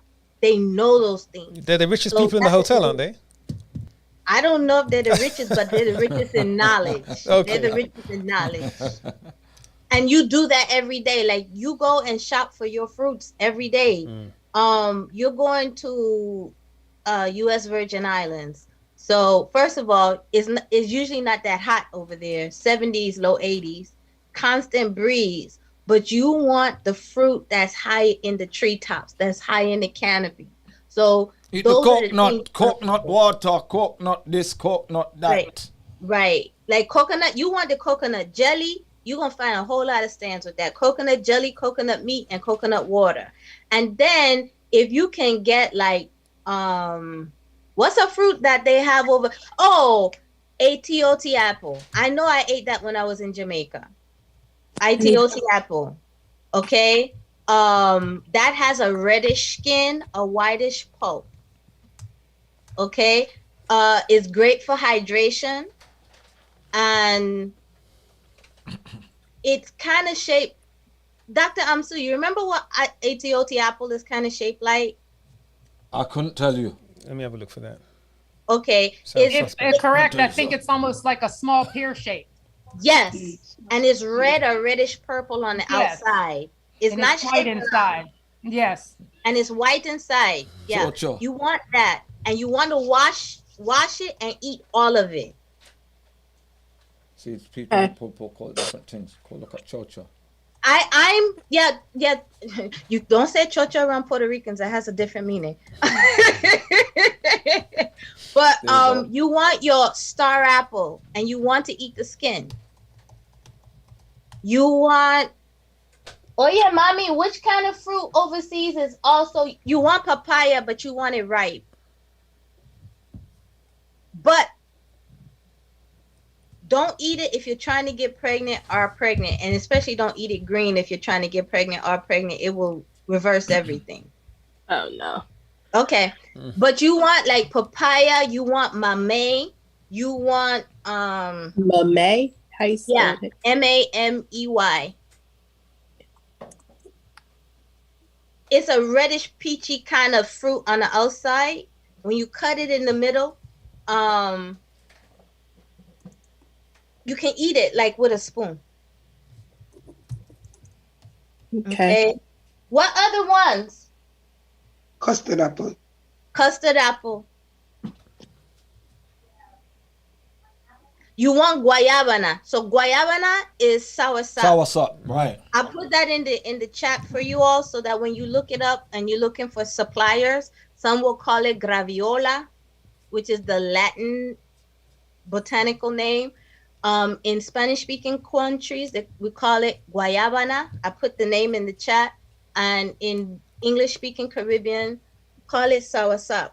That stuff is wonderful. It's one of the most powerful anti-carcinogenic substances on the planet is soursop. So when do you buy it? I've seen it in Spanish markets here, soursop, like frozen. That's not. I mean, it's better you have that frozen than none at all. We get it frozen as long as like we don't really recommend frozen this and that, but as long as it's, when you look, it says 100% pulp, soursop pulp, that you're not getting just any kind of sweetened. Don't buy it in a drink form where they got sucralose. I went to buy one yesterday at the Jamaican marketplace, and I looked on the ingredients. And I had my mouth set on soursop at this point. And then when I turned it around, it had sucralose in it, and it had ascorbic acid added, and, you know, some other form of additive. So as long as it's frozen, and it's just 100% soursop pulp, you can do that and make your smoothies. But you want those red, rich yellow, rich orange fruits because they're loaded with carotenoids, and Right. carotenoids are wonderful for basically what they do is they act like solar cells, like on the buildings. You know how they show you those solar panels? The carotenoids act like solar panels, and so they help Photovoltaic absorb the cells. UVB, so they assist your melanin, and so you won't burn. And they're I also don't know if you, neuroprotective as well. right, Great for your and eyes. I don't know if you watch a lot of African movies like Nollywood, Gollywood movies from Ghana, movies from Nigeria. Nigeria. Well, Gollywood. one thing you will see on the dinner table a lot are tomato dishes and watermelon, sandia. In Spanish markets, they call it sandia, right? You will see a lot of that in the movies. Where else, what other cultures you see that in? You see it like sandia, watermelon is native to Southern Africa, the desert regions like Namibia, South Africa, really known as Azania and places like that. But what other culture that has African roots but is not considered African now has a lot of that? Southern Italians. They don't tend to burn because, especially Sicilians, where I grew up around a lot of Sicilians and Italians. They still, and Southern Italians, a lot of Southern Italians, a lot of Southern Spaniards still have a lot of African food traditions because of the Moorish influence. They don't burn just because of the melanin. They don't burn because they eat like Africans. Yeah. Well, I guess the food down there is more indigenous to the Mediterranean, Northern Africa, and Africa in general. And the peoples all through the Mediterranean, Romanians, the Portuguese, the Spanish, all the ones that have that close link tend to have the benefits of that. And as you get into the colder regions, you start to see the melanin tip away. Now, I'm not saying I know the complete history of the anthropology of Europe, but sometimes things are exactly what they seem. You just look in those regions and they have a certain copper tone, a copper hue, olive tone as they call it.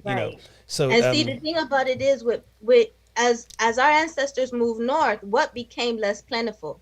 All the things that support melanin. Yeah. All that dark leafy green, all that high carotenoid, and don't fool yourself, even dark leafy greens have a lot of carotenoids. If you live in a temperate region, you see it when autumn comes, everything turns orange, yellow, gold, and red. Yeah. And sometimes with the anthocyanins, you see the purple.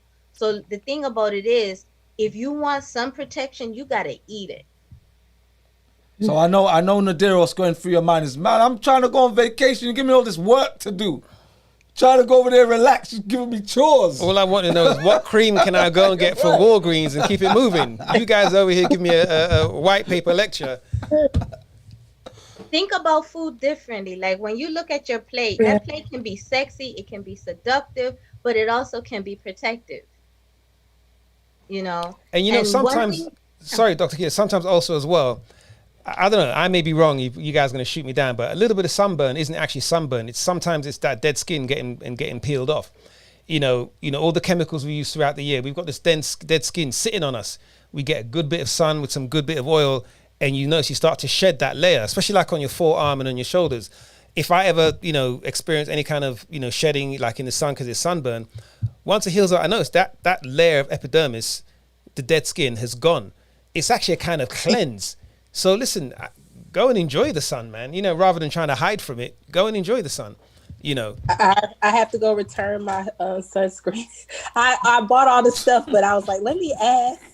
You know what it is? What in these travel sites, these social media sites, all these influencers being paid to promote sunscreen. Also, pardon my French, but stop listening to niggas, man. Stop listening to niggas because niggas will tell you a whole bunch of shit. No, you gotta get sunscreen because you're going down there to the island. It's gonna be hot. It's like it's black people there. They ain't been buying no sunscreen, and so there's something that they're doing, right? And we've managed to live all this time. Think about if it wasn't for the slave trade and stuff, we would outnumber the Chinese and the Indians, right? So the sun has never killed us. This is my breakfast. I haven't even eaten breakfast yet. Sandia, watermelon with the black seeds, cantaloupe, okay, piña, Pina, pineapple. Pineapple. Yeah. Okay. Now I can't eat a lot. Eating too much pineapple will give you a reaction in your skin. In So my mouth. if you're gonna Yeah. eat anything in small quantities, pineapple is the smallest. Cantaloupe, all right, All day higher long. quality. I mean, not higher quality, but higher quantity. But if you're watching your blood sugar, moderate. You don't want to overdo this. But sandia, watermelon, All day, every day. all day long, all day. You can't OD on that stuff. Mm-hmm. But you have to I make can't sure wait that the for that. seeds are black. Yeah. Seeded. Organic seeded watermelon. Right. And you have that's you have not to eat it like Omarion ate it. You know what I mean? You got to get sexy with it like Omarion. I don't know nothing about that. Oh gosh. Also, when you buy your watermelons, if you're gonna buy a whole watermelon, try and check to see that one side of it is slightly yellow, the side it was sitting on, because that's when you know it's ripe. If it's solid green all the way through, you're gonna be disappointed when you get home. You know. So Nadira, did we help you out? Yes, thank you very much. Where are you going on vacation? You said Costa Rica. You said, right? St. Thomas. St. Thomas. Virgin Islands. Wait, where are you now? You're in the US? Yes, I'm in North Carolina. Okay. Oh, you're going from the sun to even sunnier. So you're in the sun most of the time. Do you get in the sun often, or you hide from the sun? You in the with the air on and the blinds Here closed. and there. No, I open my blinds. I go outside, but I'm ready to, get out there in the sun like I should. But I haven't been since this summer. I haven't really been out there like that. And this is the Because of my thing, job. right? What I've noticed, black people in the United States are afraid of heat. They don't like heat in their house. It's like the air. You go into black people's house and it's freezing cold. Freezing cold. I can't stand it. You go into a strip club with Mikey, right? Because you were there. And it's freezing cold. I'm like, how are these girls surviving here? Right? Everywhere's freezing cold. And people want to stay out, get from outside inside. So you have your air on in the car and you go outside for a few minutes and everyone's doing this. They can't take it. Sunblock, umbrellas, all kinds of stuff. We got to get back into the sun. We got to get used to heat. We have to get used to having sweat, perspiration on our skin. It's not a bad thing. Indeed. We have a cooling mechanism in our bodies. Indeed. Dr. Answer, Dr. Keeler, everyone listen, great questions, great conversation. We're not going to get to all the questions today, and I don't mind because I think it's great. The more questions, the better, because they bleed over. And I think some of them are being answered by other questions as well. So hopefully you're learning enough, even if you don't get to your specific question. I want to go, I had some sort of scribble down waiting to get to. So we got to Indira. Okay, you got to help me with this one, Dr. Keeler or Dr. Amsu. I think it's a typo. Someone asked, do we have anything for vagina anthropology? There has to be a typo. Let me Google that. I'm pretty sure it's atrophy, right? It has to be. But I'm going to check just in case, But, I am a bit of a vaginal anthropologist. Yeah, I thought you were going to say something like that. Myself, but that's another subject. But it has to be atrophy. It has to be, yeah. We're going to go with atrophy, and then if we're wrong... But it might be the, is she talking about the female circumcision? But why would... I don't know. So I need that clarified. FGM? But vaginal atrophy is especially experienced by women post-menopause, where there's a somewhat of a drop in the production of estrogen. Estrogen helps with the vaginal lining, the epithelial cells of the vagina. It helps to keep it basically thickened, right? And after menopause, there's atrophy, which means that things like sexual activity becomes more painful. There's not enough lubrication. There's not enough lining, and circulation also becomes an issue, where there's a lot of the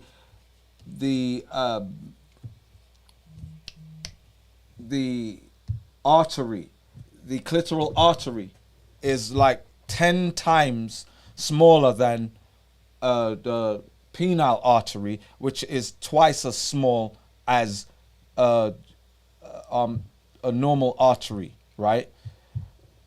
So you're dealing with an artery that's 20 times, can be as small as 20 times smaller in diameter than a normal artery. So it's easily blocked and clogged by any form of, the slightest atherosclerosis is going to cut off blood supply, cut off hormonal supply, cut off any form of oxygen supply to that region. And so estrogen does not get there either. Neither does progesterone or testosterone. So because of bad dietary habits and also exposure to specific types of chemicals during, premenopausal years, post-menopause, there's a lot of atrophy that takes place, and it causes sexual dysfunction and sexual arousal disorder, sexual pain disorder, all sorts of stuff. So that's why women after a certain age, they're not interested. They're absolutely not interested in any form of sexual activity, because there's with atrophy, there's also arousal that wanes as well. So libido plummets as well. So there's absolutely no interest in any form of intimacy. Yeah, excellent. Thank you. Sorry, guys, I was just distracted. Apparently, not that's important. Well, no, I shouldn't say that. So Trump came up in my thing when I was doing my search, but his first wife, Ivana Trump, I think she died of cardiac arrest today. I don't know if you guys have saw that. I just reading along to. I didn't know that. Yeah. Okay. Listen. We've had a couple of questions today. I'm trying to get to these both in the YouTube. There's one thing on IG as well, and definitely here in the Zoom about autism. And I know it's a difficult subject, and it's not to use a pun, but the spectrum of of autism. I mean, there's so many variations, and a lot of parts of it are confused with ADHD and vice versa. So I think, the sort of conversation about the sort of neurology of autism rather than trying to diagnose, because again, something we stipulate every time on this call is that, we do not diagnose on this call, and without having that specific diagnosis. So we're just taking your word for what the diagnosis is, but I think we can have a general conversation about autism. What can we do for autism? Again, it's a very dangerous question, right? But let's have a conversation around that, Dr. Amsu, because we've had a couple of people asking about, of course, young children. I think there's a nephew. It's always boys, isn't it? A nephew, and also I think it's all for children. Actually, someone's asking, what could we do? What do we have for autism, Dr. Amsu?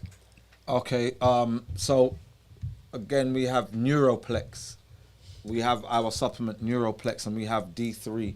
Anything that is neurogenerative and neuroprotective, right? So brain cells, a lot of people are under the guise that you cannot replenish brain cells, but all cells in the body can be regenerated, right? There are damaged synapses, neural networks that may become damaged through diet, through different types of light exposure. There are blue light is particularly dangerous, right? So the production of melatonin is affected by blue light. Also, there's the whole debate and the whistleblowing that went on in the CDC about vaccinations, inoculations that they knew were detrimental, especially to black boys, right? And they continued with inoculations. There was the MMR vaccine, which came under scrutiny, and there's denial, obviously, 100% deniability by the pharmaceutical companies, and that whistleblower was wrong and he retracted and whatever. But the phenomena of autism, where autism used to be a 1 in 10,000, 1 in 100,000 phenomena, now, my oldest son is autistic.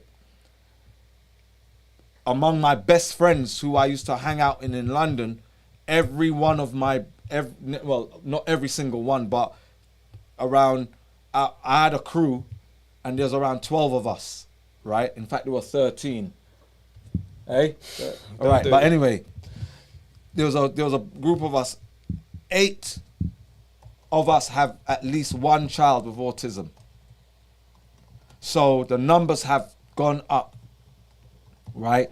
And again, it's in chemicals that we ingest, it's in vaccinations, it's in electronics, blue light, screens, things that we expose our children to all the time. You've got children looking at mobile phones all day, every day, or at their tablets, or in front of these big screen TVs, and they're in there in the dark, so there's no balance. So they're in pitch black with blue light that messes with neurons, and a combination of all these things. It's almost damn near everybody's on the spectrum. You know, and the spectrum, you know, from moderate OCD to full-on OCD to ADHD to, you know, hyperactive behavior, restless, too focused on things, distractions, and yeah, we have a supplement, Neuroplex, and there are diets. You know, we have meal plans that help to make sure there's neurogenesis is taking place, and you know, fasting and detoxification helps to level the playing field to redevelop healthy neurons, you know, and help to provide balance in neurotransmitters. Indeed. Thank you, Dr. Ansu. Again, these are questions coming in from the internet, from the YouTube, and from the IG as well. So if you're on the call and you ask the question, let us know. Otherwise, I'm assuming that you mailed them in. Okay, I'm going to jump over here. So I'm going to go to Laverne. I know you're on the Zoom. Remember, guys, that we do try and prioritize people that are in the Zoom. We love all of you guys. We try and get to all the questions. But if you're in the Zoom, that means you're here with us. So Laverne, I see you changed your profile picture since you've been on the call. So someone's having fun with their laptop. How are you doing, Noelle? I'm good. Laverne, I'm calling you Noelle. That's not, yeah. Like your school teacher. Noelle. Noelle, be yourself. Whatever you want to say. School teacher, whatever.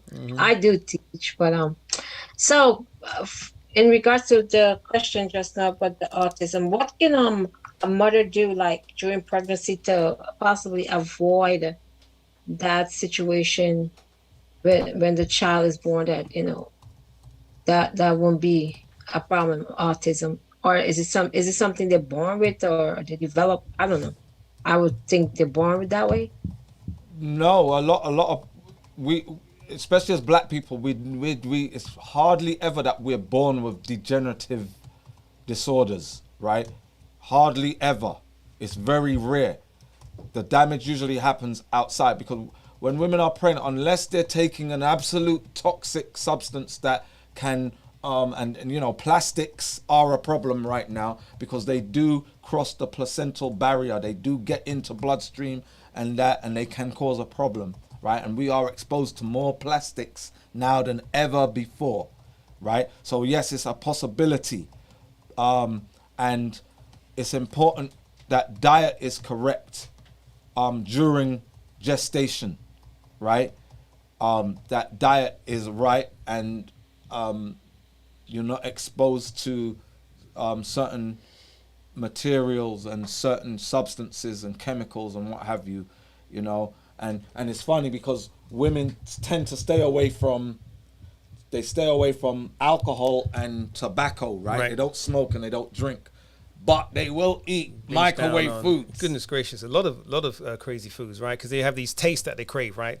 So there's the ice creams and the pickled foods, a lot of pickled foods, and unfortunately, a lot of the pickled foods you get in the stores in the jars are preserved, so they have all these chemicals.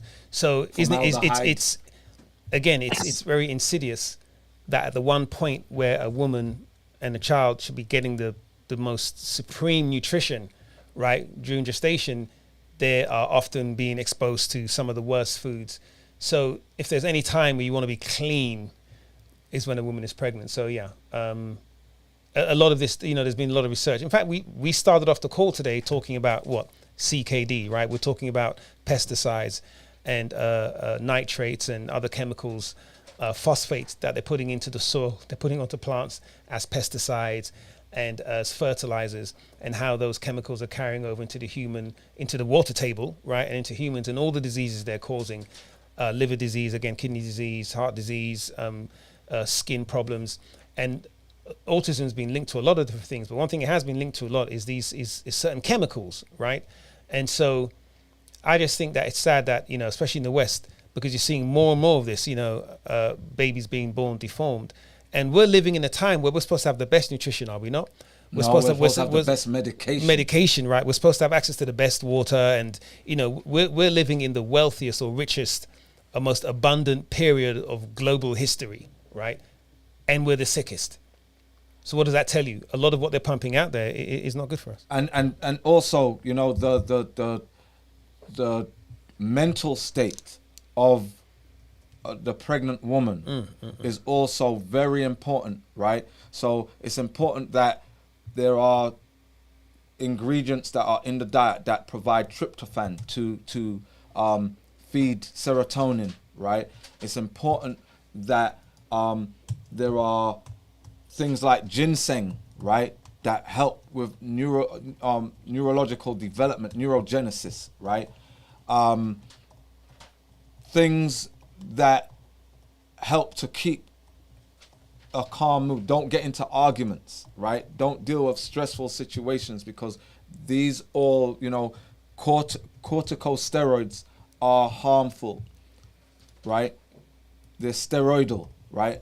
Which means they'll cross barriers, certain membranes. They'll get into cells and cause damage, right? So anything that can cause any form of dysfunction and impede neurological development. And remember, after a child is born, an infant is born, it takes years to develop the brain and the central nervous system. It's developing and it's vulnerable and it's very sensitive. So one of the things that we don't like is the inoculation, the vaccination of infants and young children, because their brain hasn't fully developed, and development of brain can take into the early 20s even, right? It's not fully developed. So all these substances that maybe children are exposed to can determine the temperament and the health, the general mental health of that child. Dr. Keela, I know you wanted to add. So quickly before Dr. Keela, so you're saying the environment that they're in, the foods that they're eating, and all these things we have to take into consideration as they grow to help with the development of their brain. Yes, and this is the thing in indigenous cultures again. When a woman's pregnant, she was wrapped in cotton balls, man, like very delicate, right? Not just for her, but for the child. And then after giving birth, right? After giving birth, the environment, there are cultures where you have to keep out of any kind of disturbance for at least 6 months after a child is born, to make sure that child is not disturbed by any kind of altercations or any environment where it's hostile or anything. So we've lost these practices, and it does, and again, you know, the whole thing that, you know, chemical health, where it's pharmaceuticals that human race cannot survive without vaccinations, and these vaccines do damage. They have side effects, and they'll pay institutions to lie and say that these things are safe. How long did it take for the coronavirus vaccine to be deemed as safe? How long did it take? And usually it takes years, right? Every pharmaceutical drug is considered unsafe until proven otherwise. And it can take, and especially when you're giving it to children and pregnant women. Children and pregnant women are the most vulnerable outside of, you know, geriatrics, right? But these things are put onto market, and even like the MMR and those vaccinations, wasn't emergent. There wasn't no emergence to throw it into the market. It took years before that got that out, and still whistleblowers came out on that, you know. So it's important that, and one of the things what they do, they use these scare tactics into making us think and believe. And remember, Europeans are the masters of marketing. They're the masters. They you know, they'll sell sunscreen to black people. It makes no sense. But we as black people, right, I need some sunscreen. Madness. Yeah. So, okay. So that makes sense, because if they don't say this. Not you, Nadira, not you. I'm thinking generally. They don't say these things about the vaccination, but they will tell you if you use when they're advertising their medication, the different side effects that can happen. I'll turn it over to Dr. Keela. Okay, so to touch on what you opened with, I put an article just as one small example. You gotta get closer to the mic, Keela. Oh, can you hear me better now? Yeah, much better. Okay, so I put an article in the chat for people to look up for themselves. As one small example, linking what you're asking to what he opened with, what he and Mr. Larty opened with earlier. So read that for yourself, please. The thing is, whether you're going to be an expectant father or an expectant mother, or you are engaging in sexual activity with the opposite sex, I'm very specific because that's the only way you get life. If you are intending to be pregnant or have sex, which can lead to pregnancy, your body has to be in excellent order to prevent a lot of this stuff at conception. What we eat as women and men directly affects our reproductive cells, directly affects, for a man, his sperm, and for a woman, her ovaries. And all of the, everything we eat carries information there. So if you're thinking about pregnant, not thinking about pregnant, just having fun, it doesn't matter. You got to eat the vegetables, you got to eat the fruits, but you have to know how they've been treated first. A lot of crops have been exposed to glyphosate, even if it's not sprayed, because it's now in the soil. And if it's in the soil, it gets in the plant. And if it gets in the plant, it binds to aluminum. And if it binds to aluminum, it can cross the gut-blood barrier. And if it can cross the gut-blood barrier, it will cross the blood-brain barrier. Right. And once it's in the brain, all bets of healthy are off.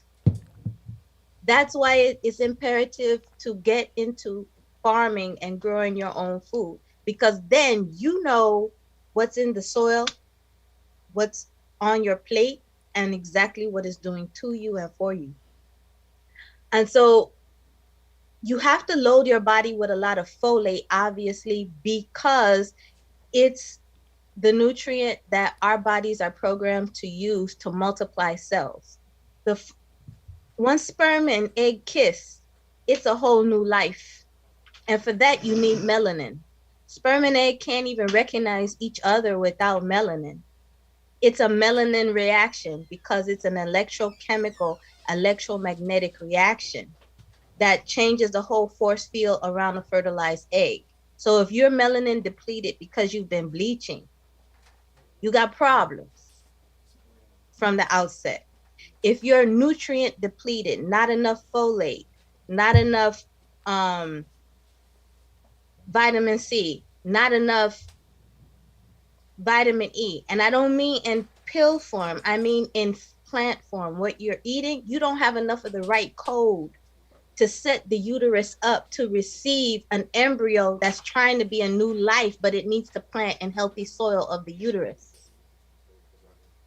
Without all of those things, you literally need folate, glutathione, vitamin E, and vitamin C to cooperate together to create an antioxidant chain, a complete loop that generates massive amounts of antioxidants to set up that uterus for proper implantation. You're setting up the soil, the uterus, for proper implantation. So it's multi-level. It's not like one thing you eat. It's the whole of everything in nature that is a plant that you have to eat to set up the whole uterus, the ova in the woman, the sperm in the man, so that everything functions right. And that also means in courtship, people tend to go out to eat.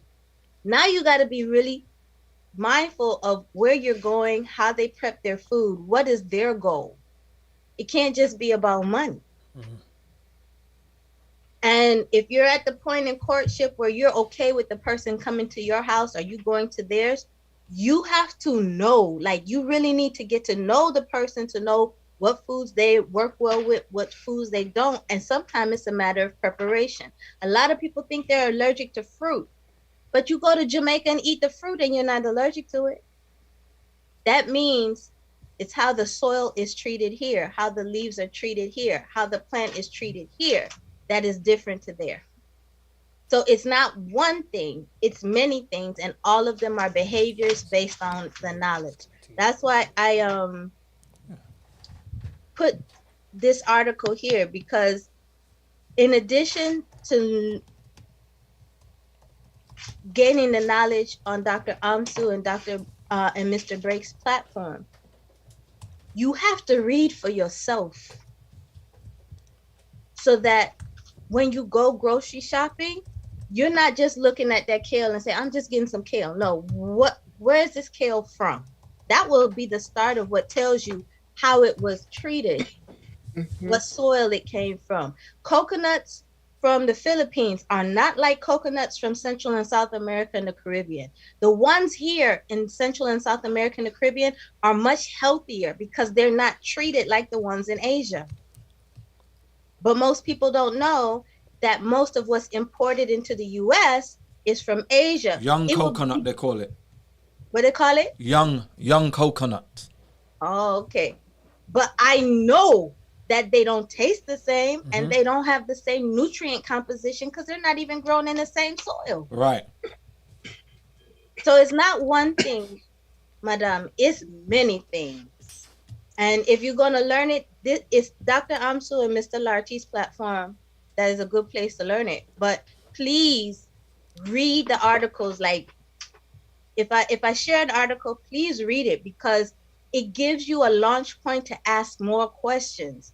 Right now, people are asking, what can I do to fix this one problem? When really that one problem is the pinnacle, the mountaintop of many other problems that you don't see underneath the water of that iceberg.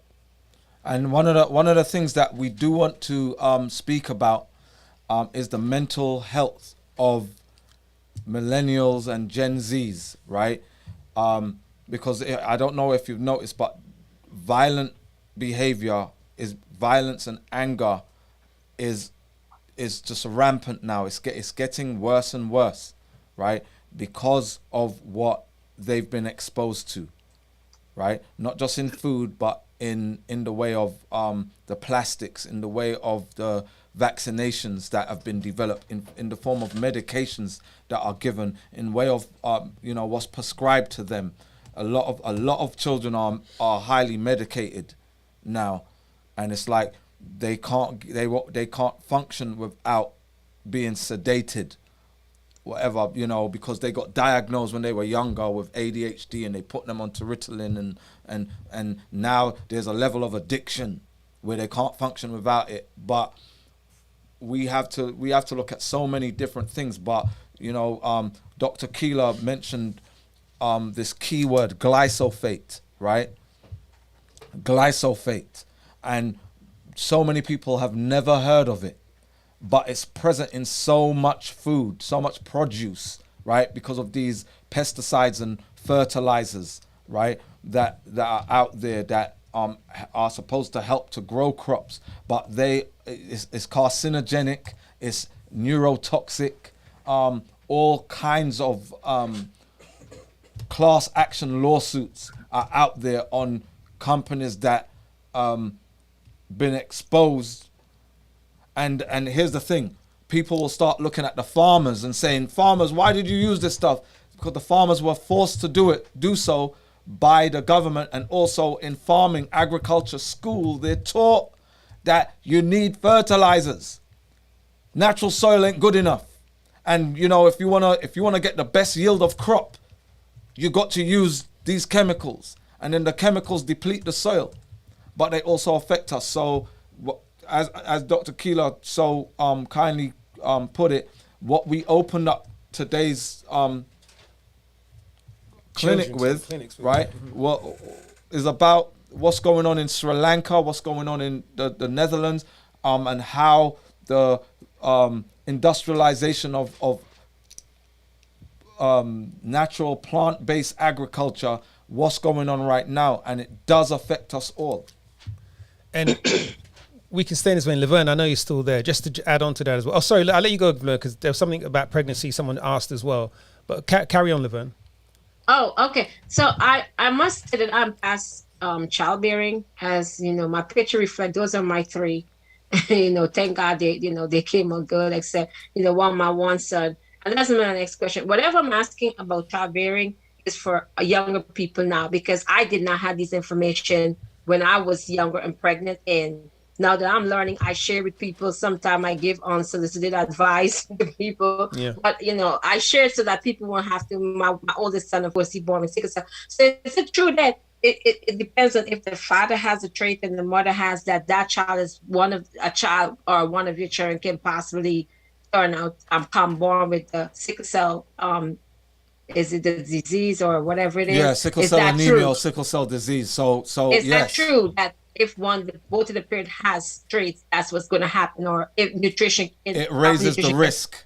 It raises the risk. So it's more likely that if they have 4 children, that at least one of them will have sickle cell disease, but everybody's going to have trait. Or one out of 4 may not have trait. I try to picture the chart in my head, but it's not that everybody's doomed to be sickle cell, to have sickle cell disease.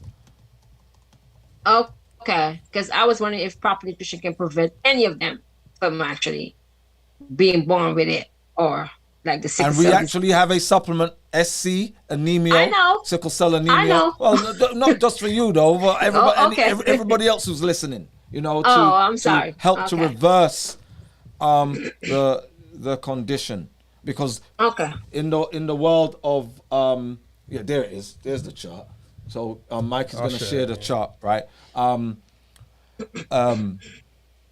This taught that if it's in your genes, it's always going to be present, but it's what genes are expressed.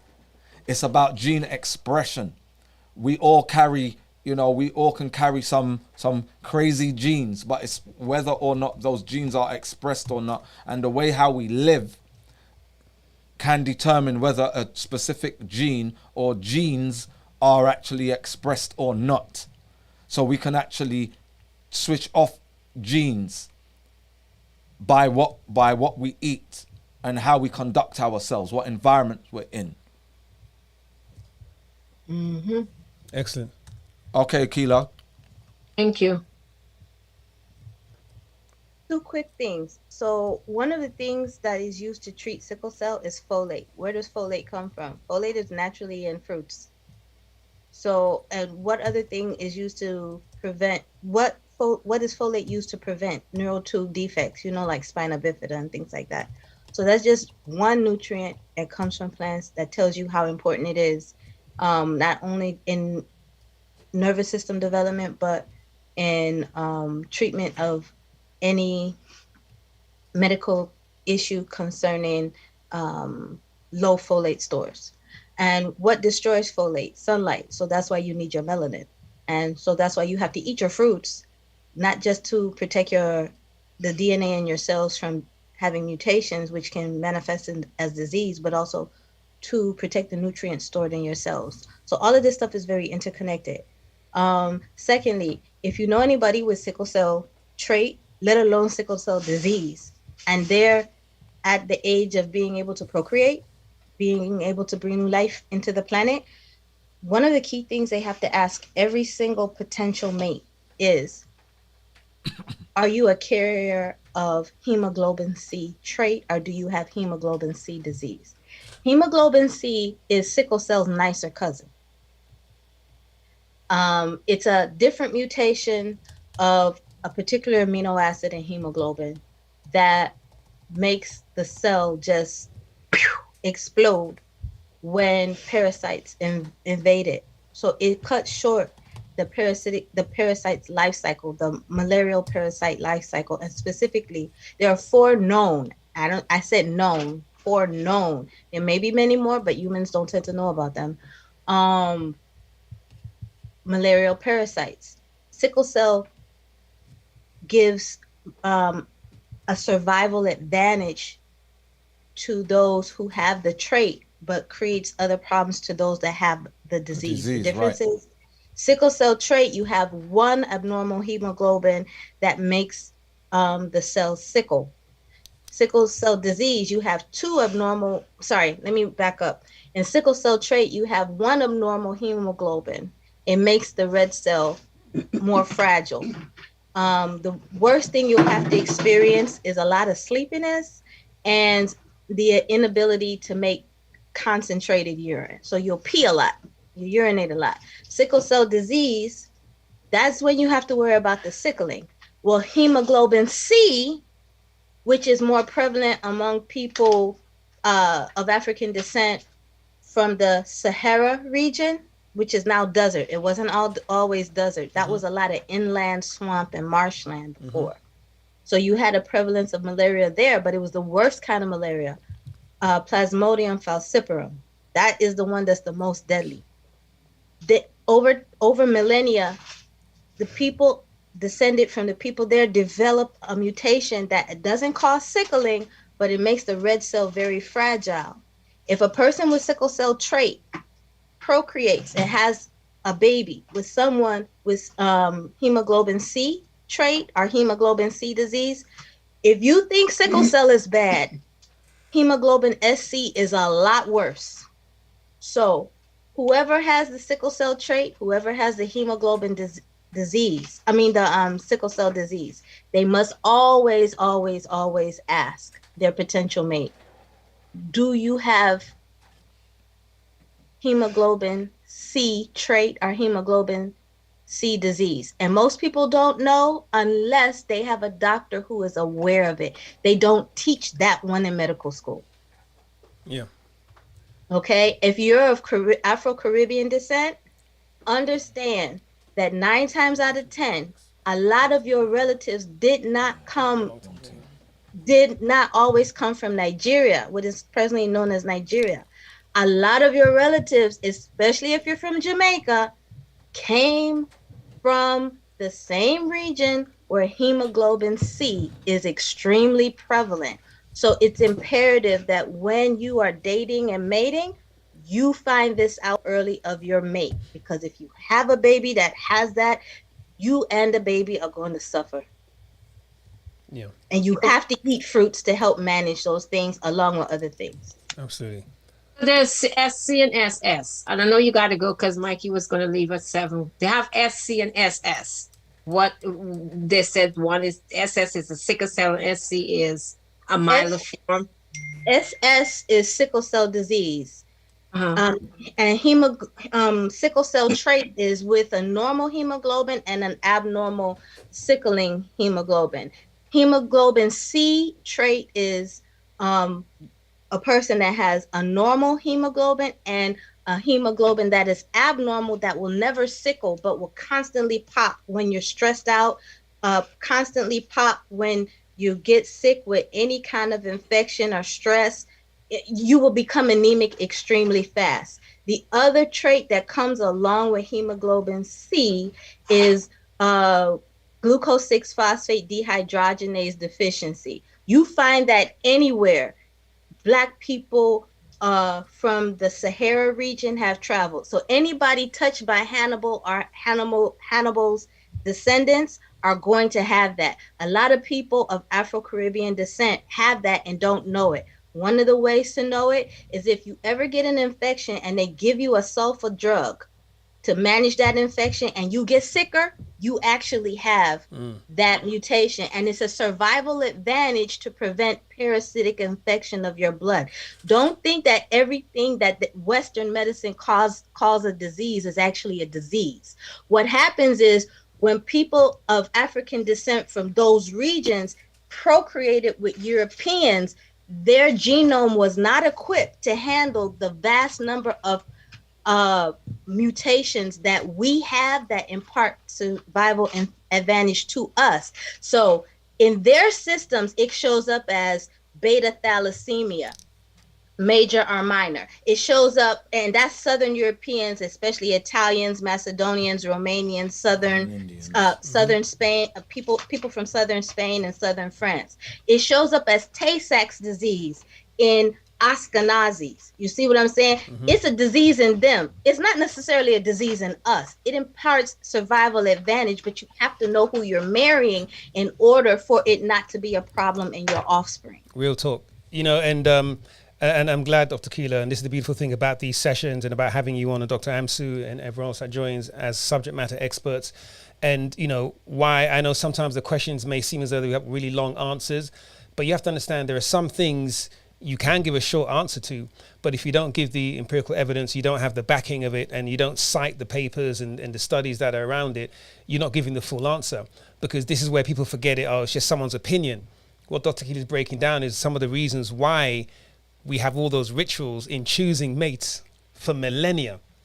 It wasn't just because, we have this, patriarchy or even a matriarchy that's, quaint. There is good reason to mate selection why you do not marry from certain pools. Right. It doesn't mean necessarily that they're diseased, but there are some incompatibilities that are known, and they've been known for thousands of years. Well, listen, as much as you love that person, you really shouldn't marry into that because of the genes. We have mitochondrial issues with a lot of women that are carrying because of issues with chromosomes and chromosome disease. So these are things that are real, and I hope everyone's listening to this, because I learn, of course, every time we're on this call. I don't know if you guys notice, I'm constantly taking notes when I'm on these calls, because I'm in school, and I hope I see people here. I see Floyd's wife there's got a pen, and I don't know why you're putting your hand up when we're about to go home, Mrs. Floyd. What are you about to show us? What are you showing us there? Unmute your mic. So I went to get my regular checkup for the baby, and they want me to drink the oral I can't even say it.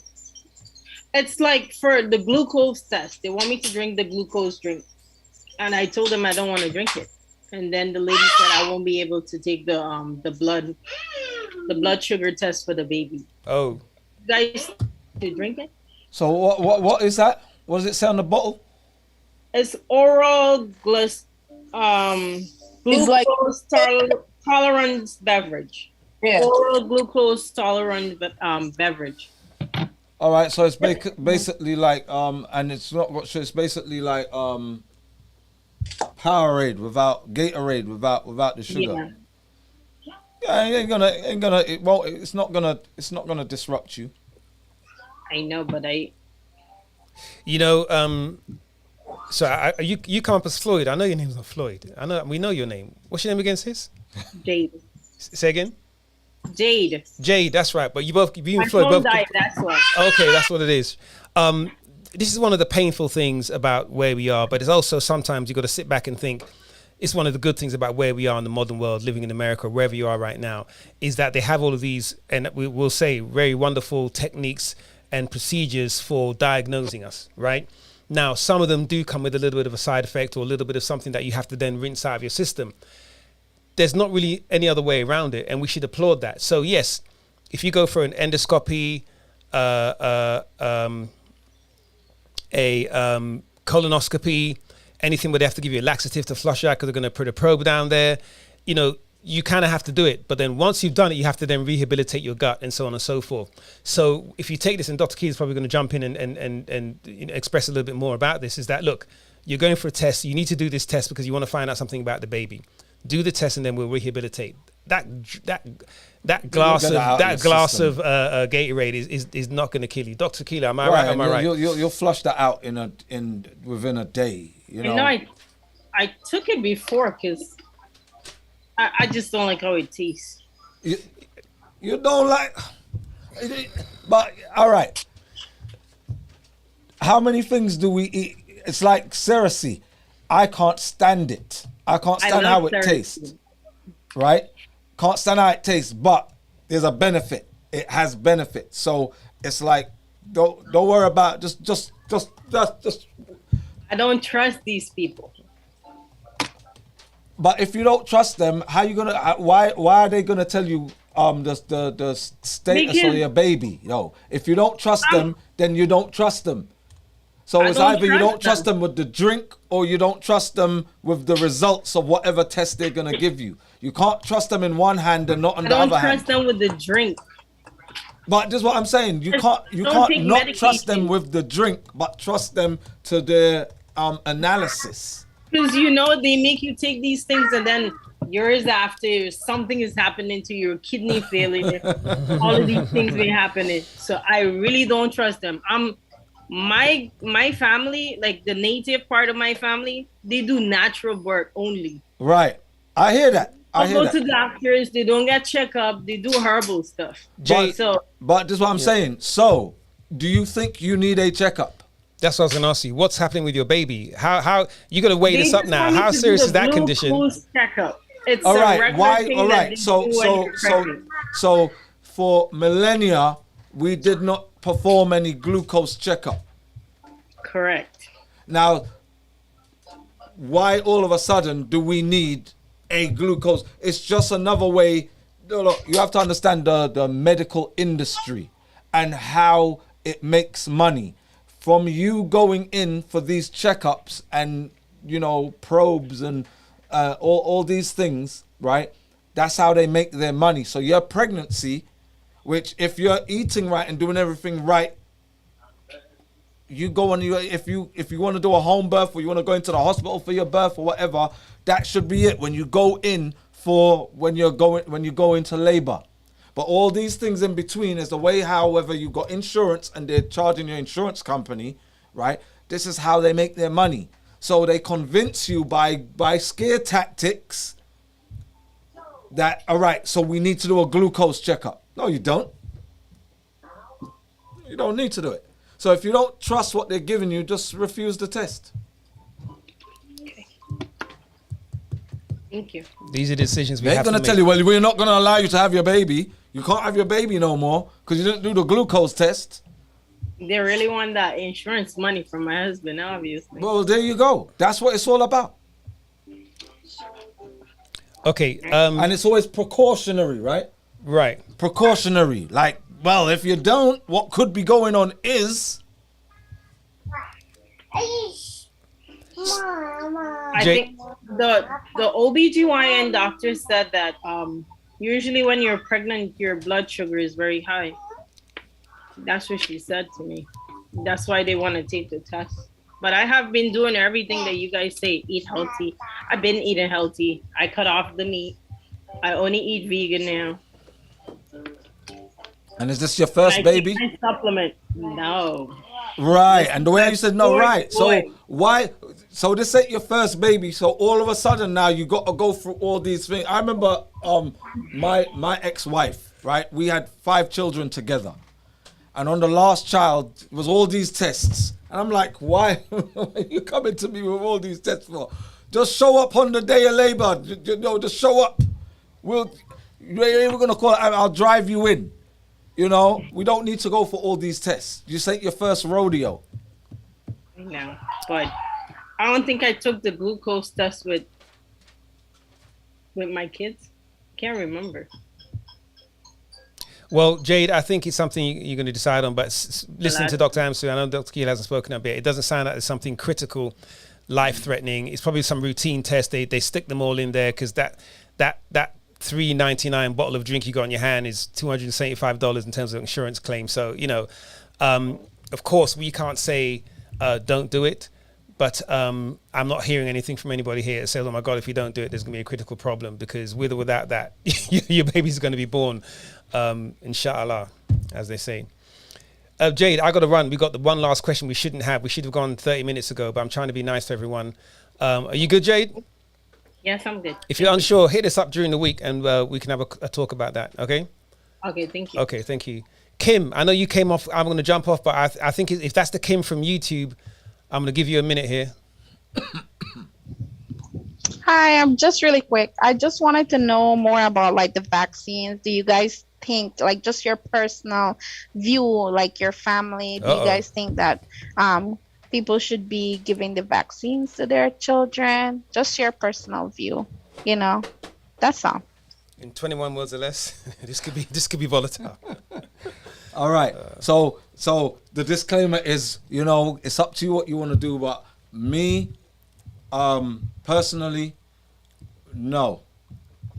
And what you have to weigh up is where you are, what risks there are for whatever issues. If there are known epidemia, right, around a specific disease, why you're going to expose the infant to something that has potential side effects, right? I know a whole lot of people who did not vaccinate their child, and when the child got old enough, it's like, okay, if you want to go and get these vaccines now that you're old enough, you know, you're an adult, you can go and get it, but not under my watch. But there are, you have to weigh up as well with all the laws that surround like school and whatever, that kind of stuff, but also do your research on the type of side effects that have been found, and so that you know, you make an educated decision on what you want to do. And the reason why we do what we do with these herbal supplements and that is to provide the body with the nutrients that it needs to protect us so that our immune systems are up and they're not compromised.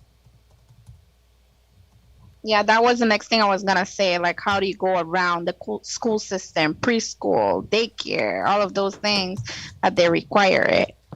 There are exemptions, and in fact, I know there was a Supreme Court decision that backed up religious exemptions that happened during the COVID vaccine, COVID gate with that vaccine. So religious exemptions, if it's and it's you write an affidavit that you know, that will exempt your child. That's what I did for my children, was religious exemptions. Okay. And you know, affidavits, vaccine affidavit. And you can find them online. There are different organizations that help people write them. And I told them, I don't know what religion I am, but I'm sure it does not allow me. It's just a feeling you got, isn't it? It's just don't allow me, you know, I don't believe in it. Yeah. Kim, thanks for joining. Thank you to everyone for joining. It's been a great session. Gone over as usual. You know, I complain about it every week, but let's get a round of applause. It's all good. Can we get a round of applause for Mr. Breaks? Will we?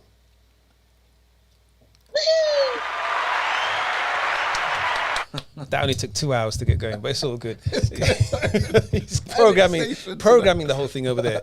But listen, guys, As you know, I try to send emails out every week. We send emails out every week so you can get some questions. We did have quite a few questions that came in via email. We answered some of them via email, and some of them we put out on the chat during the live. Of course, those of you in IG, and we have the YouTube session now. All of these things are going on simultaneously.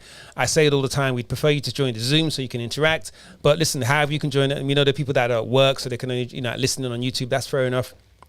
And you can tap questions in there, and we try and monitor that and pull the questions in. But all of this is here for your benefit and our benefit. The more we learn from you guys, the better we can put our programs together and our supplements as well. So far, we've been very successful. And I believe I know the reason why is because it's all natural. It's all holistic. We don't use chemicals. We don't use alcohol. We don't use any synthesized anything. No additives. We don't do anything. I don't know how often I can stress this.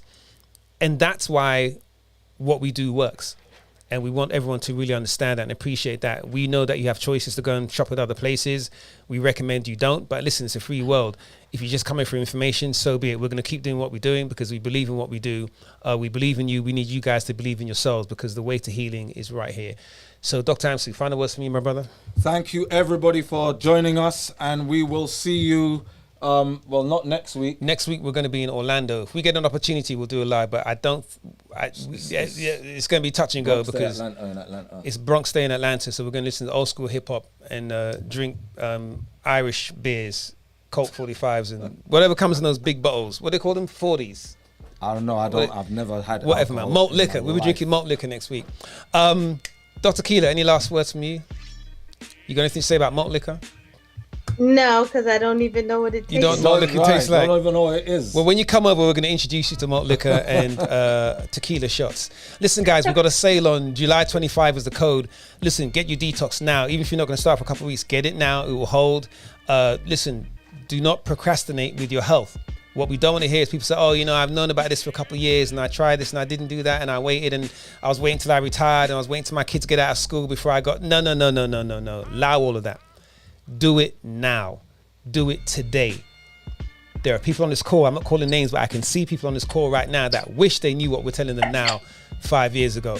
10 years ago. 10 years ago. So don't front. Get her done, as they say down here in Georgia. But listen, folks, we are sending love to each and every one of you. Next Thursday, we may or may not, we'll send an email out. July 25 is the code at checkout. Doing the fibroid thing tomorrow? Hey, Maura. Doesn't work. The code doesn't work? Yes, it does. We tried it. No, I tried it. What's your name? Rochelle. Rochelle. We fixed Rochelle yesterday, didn't we? No, you didn't. It's not working. Rochelle, send us a message right now via email. Send us an email with what you want to get, and we'll send you an invoice. I did it last week. I did it for the adenomyosis. I did send you the You said the 14-day detox. Oh, for via PayPal invoice. Did we do Say that again? You said PayPal? Yeah, did we send you a PayPal invoice? No, you haven't yet. You said you would, but you didn't send it. Because I did send you to let you know the 14-day detox you recommend. Yep. All right. So send another email because I don't know what happened there because we got a couple of people sent emails in, so I have to go and check. But send if support at Great Black Detox doesn't work, send it to info@electricphood.com. That in for y'all. Right? Okay. Okay. So we'll send you the invoice. But so you said the code July 25 doesn't work. It said it's not your code. Right. Okay. That was you. That was you. Right. And we were getting somebody looking on the back end, but the code has been working. There's a couple of people who said it didn't work, but we checked and it's been working. A lot of people have come through, so it might be. What area are you from? London, Britain. Right. Where's she from? London, Britain. That's the problem, man. You're British. Which part of London? East London. There you go. There you go. Actually. Lead with that next time. Now we know you're from East. That settles everything. Okay, but seriously, drop us an email. Tell us exactly what you want. That was Jarita that told us. Right, so it was Jarita. Okay, so you must have been on Hidden Truth. Send us an email with exactly what you want, and it might be something with your account, but we can make that happen for you, no problem. Okay. And apologies for that. Thanks for bringing it to our attention. Okay. Thank you. Okay. All right, folks, listen, we got to get out of here, man. As you know, we go drinking every Thursday. Love you guys. Happy healing, safe healing, blessed thoughts. Think well and you will be well. Do not procrastinate. Start today. I'm doing hypnosis. I don't know if it works. All right, until next week. Take care. Peace out. Bye, everyone. Happy birthday, Dr. Amsu. Oh, thank you very much. It's your birthday? It's my birthday. Oh, I didn't know that. Not today, but it's my birth month. It's my birth week. We're gonna get a cake. Can we get a vegan cake by next show? Yo, you're not eating that. He's muting us. Don't mute me, bro. You cannot get the staff to this. Bye, everyone.